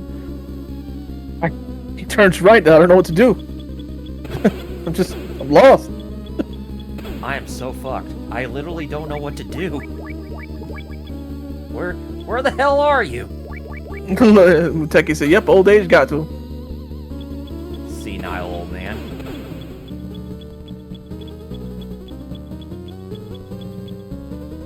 All right. There card you are, 5. Snake. Ah, there you go. Ah, where did it go? Now we got the spray, so equip the spray as well as the lighter, and guess what? We got ourselves a makeshift flamethrower.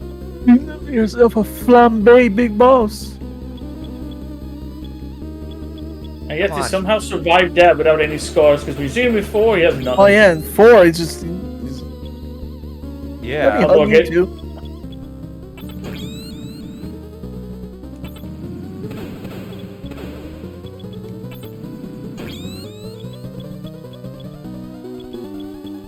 Very creative, this final boss fight.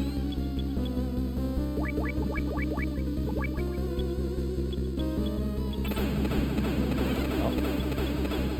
Get over here.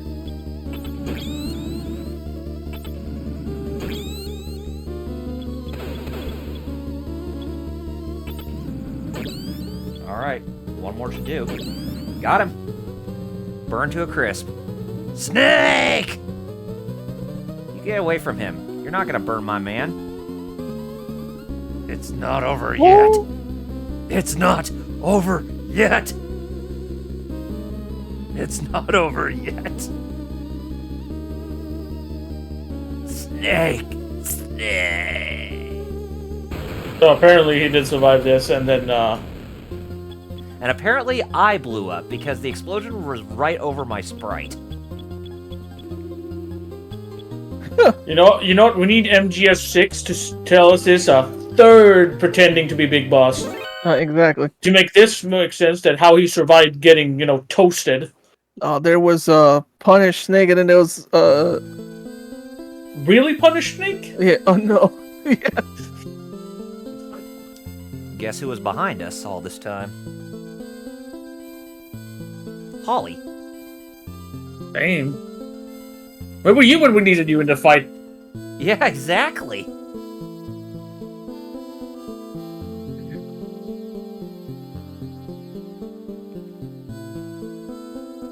When it says Punish Snake was literally us.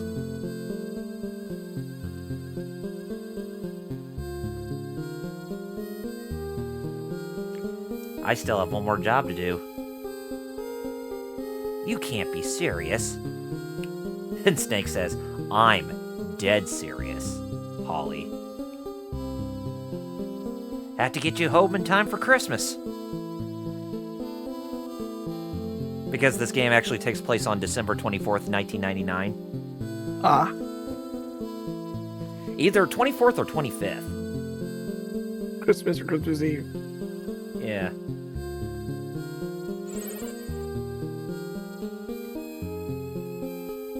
This is Snake. Come in, Charlie. Can we go up to the Candy Mountain, Charlie? Oh crap, they got my kidney. I'm talking to you on the codec, Snake.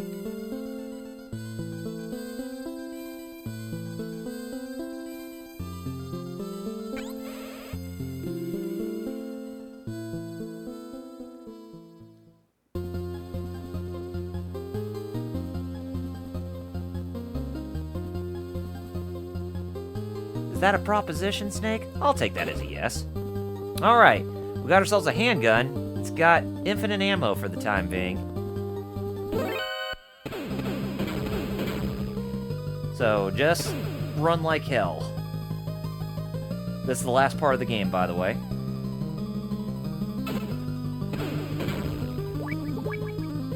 And then we can put this game to rest afterwards. Alright. A little longer of a stream than normal for us at the Geek Fighters, but I'd say it was worth it. Well, yeah, it's good. I was gonna mention that. Out of the way. It was kind of worth it. Think your old tank's hard. Can you beat me? I finally got to see, I I finally got to see the full game. Never done that. Yeah, so. no, for real.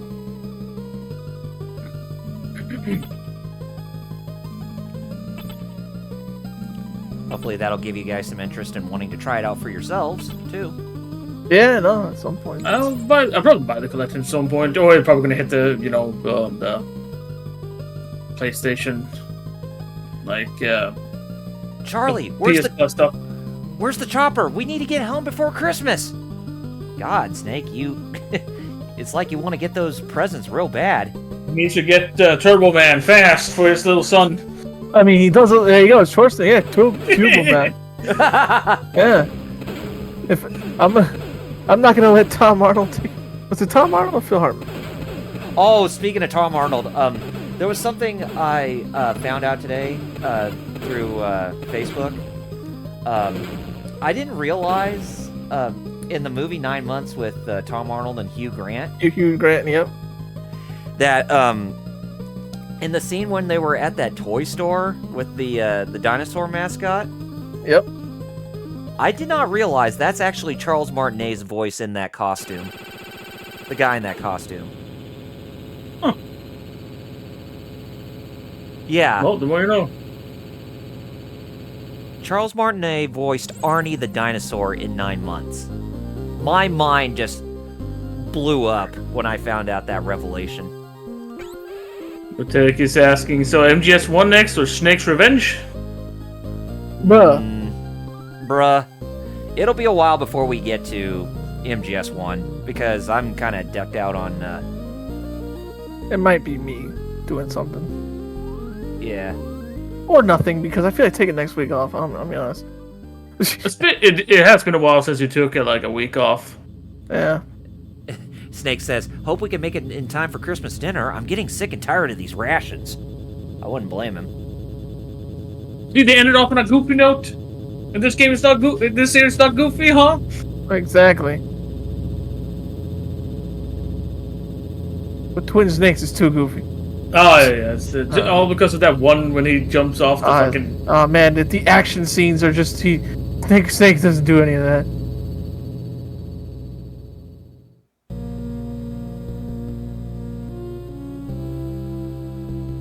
Lord Doom, such seriousness. Yeah. And there, Exactly. there's the ending cutscene of the chopper riding off into the sunset. And that's Metal Gear 2 for you. There we go. So, Awesome. so you want to give like your full final thoughts on this game? Yeah, no, I can't believe how much of a daggone remake MGS is. At least in terms of the gameplay notes. The story is still its own story, as we mentioned before, but wow, The beats are there. Like all the beats are there for like when you gotta do this and that. Crazy how this basically gave them the blueprint for the PS1 game that we know now as Metal Gear Solid. And the basic catapult to fucking like the. All you needed to do was add David Hayter's voice, and now you got something cool. Yeah. Because this feels so much like this should have been in a 3D game, and maybe they'll do it someday in the future. But now that Kojima's on his own, maybe and Konami liking Yu-Gi-Oh and I don't know what Konami's thinking these days. Who knows? If we get somebody who cares, we can see. Well, I would say if there's any glimpse that Konami is actually on the path to redemption, then Delta. Then we'll have to wait and see if Metal Gear Solid Delta and the Silent Hill 2 remake actually do well from a critical and commercial standpoint. So at first I thought it was too cold in here. Now it's too hot. What is with this weather? In my opinion, it's more or less the same. Like it's impressive. Mostly it was literally just too cold a while ago.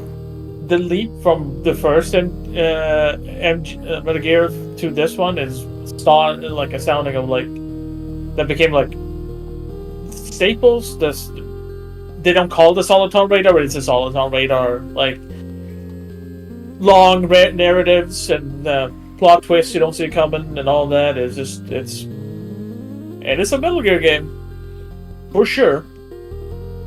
But yeah, hands down, this game is extremely underrated. Oh yeah, I'll say that too. And if you guys like the Metal Gear Solid games, then I highly urge you guys to try this out. You know, not just the ones that are here in this call right now, but also the ones who are watching the stream at this time. I think you'll be in for a really good treat.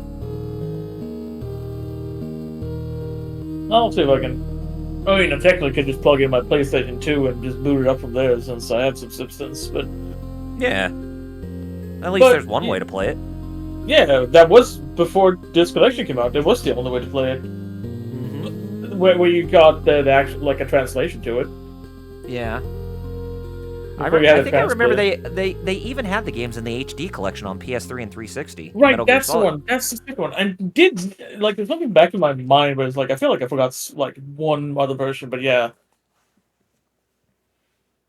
All right. A game doesn't exist, but check in, and you can never convince me that that's canon. I don't care. Now we see the final cutscene in the game, but it's more of a black and white still with Snake and Campbell and Holly talking. Oh yeah, that's the classical after credits talking. Yes, Yep. Mr. President. No, yes, no. They knew it was me all along. Yes, President. And they put in the MSX cartridge.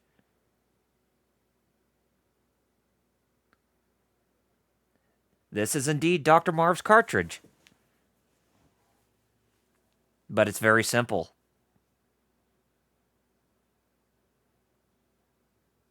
Where it says VRAM 01K, That's Kiomar spelled backwards. Yep. I don't care, Rick. I don't. That does not exist in my timeline.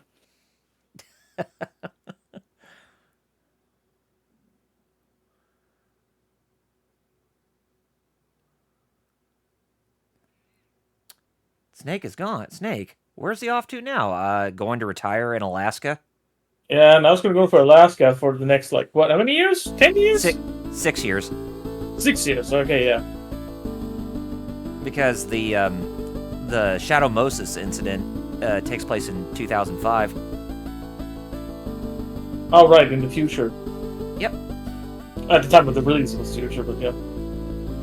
And Did they change some of the dates in the Twin Snakes one because that one came out later? I think so. Believe. Oh, let's check. And right now we're just currently getting a rundown of the main cast of the game. And then after that we get the results screen afterwards. Yeah, that one came out 2004, so I think they changed some of the dates. I don't know. I don't remember. Mm-hmm. It's been a while.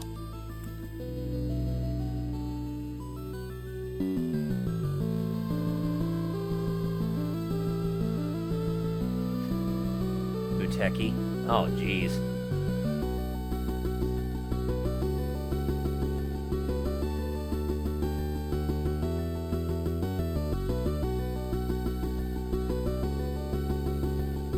Frank Jager as Great Fox. Even that guy Kassler said the hunt. That's what Jaeger means in German. It's a hunter. Yep. Wait, even the Hind D gets a cast credit. That's amazing. He I was mean, an I important can character. Without the Hind D, the story would fall apart. I mean, I can understand Metal Gear D, but the Hind D, really? No. Just as important as Metal Gear. I guess guess. so.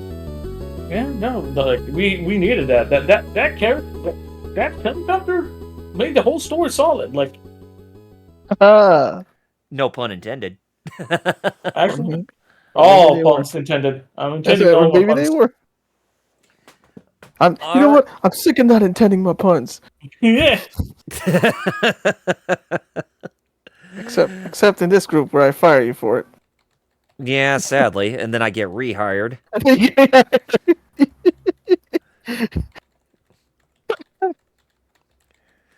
Yeah, no, I could just imagine, how That many reminds times you of that my. Yeah, how many times have I? yeah, how many times when you do it, it's like the more that you do it, the when you say you rehire me back, you're like, ugh, fine, come back.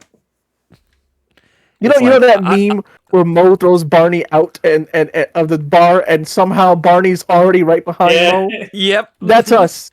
I'm Mo firing you, and you're right there already back. You're like, okay, you're fired, and then you turn back and he's already is like, all right, so what we're talking about? Exactly.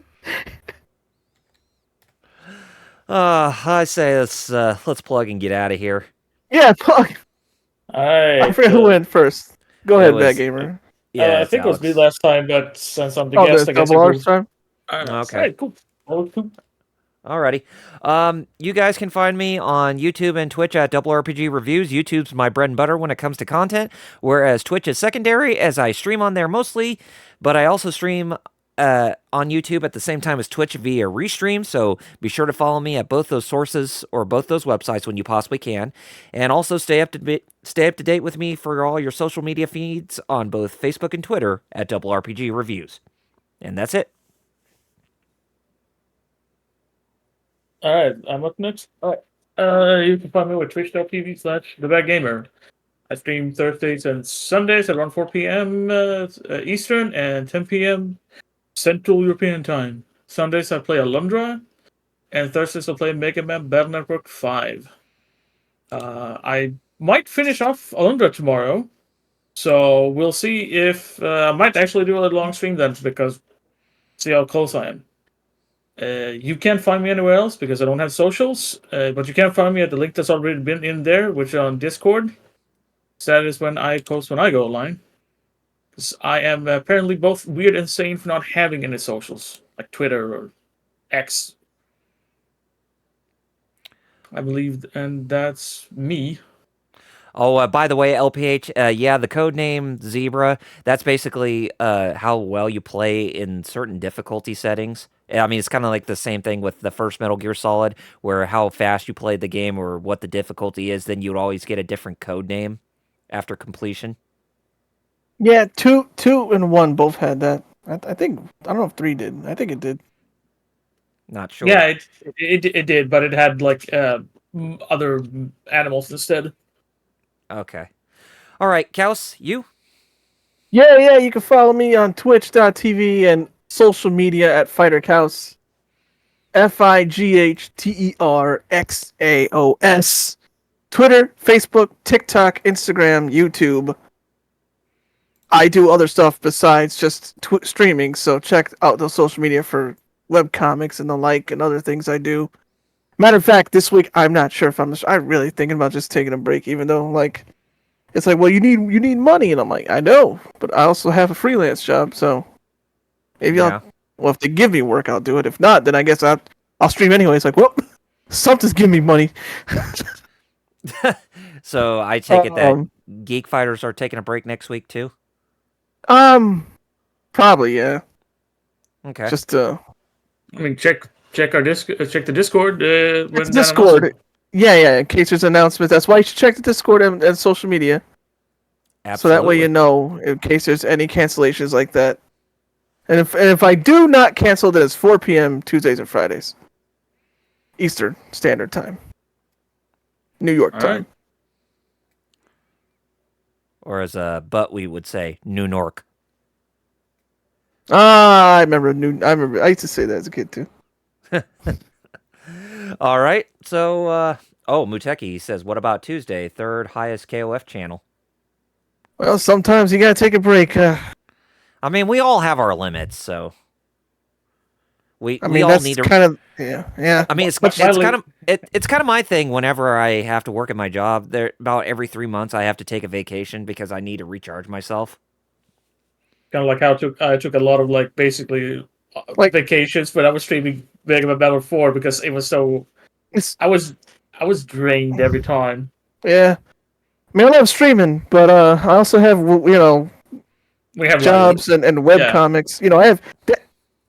I also I'm an artist at heart, okay, and I have stuff I write and stuff that I just want to other projects. Yeah, it's Mhm. understandable. I think take a week to do. Yeah.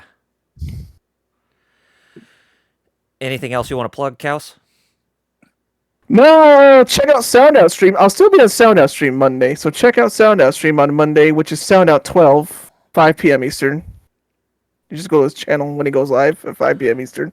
Oh, by the way, I also have to mention this Wednesday I am streaming the second part of the Final Fantasy VII Rebirth demo on both YouTube and Twitch, so be sure to check me out for that too. And Jerry, if you want, you're welcome to join. Just jump in and talk if you want to.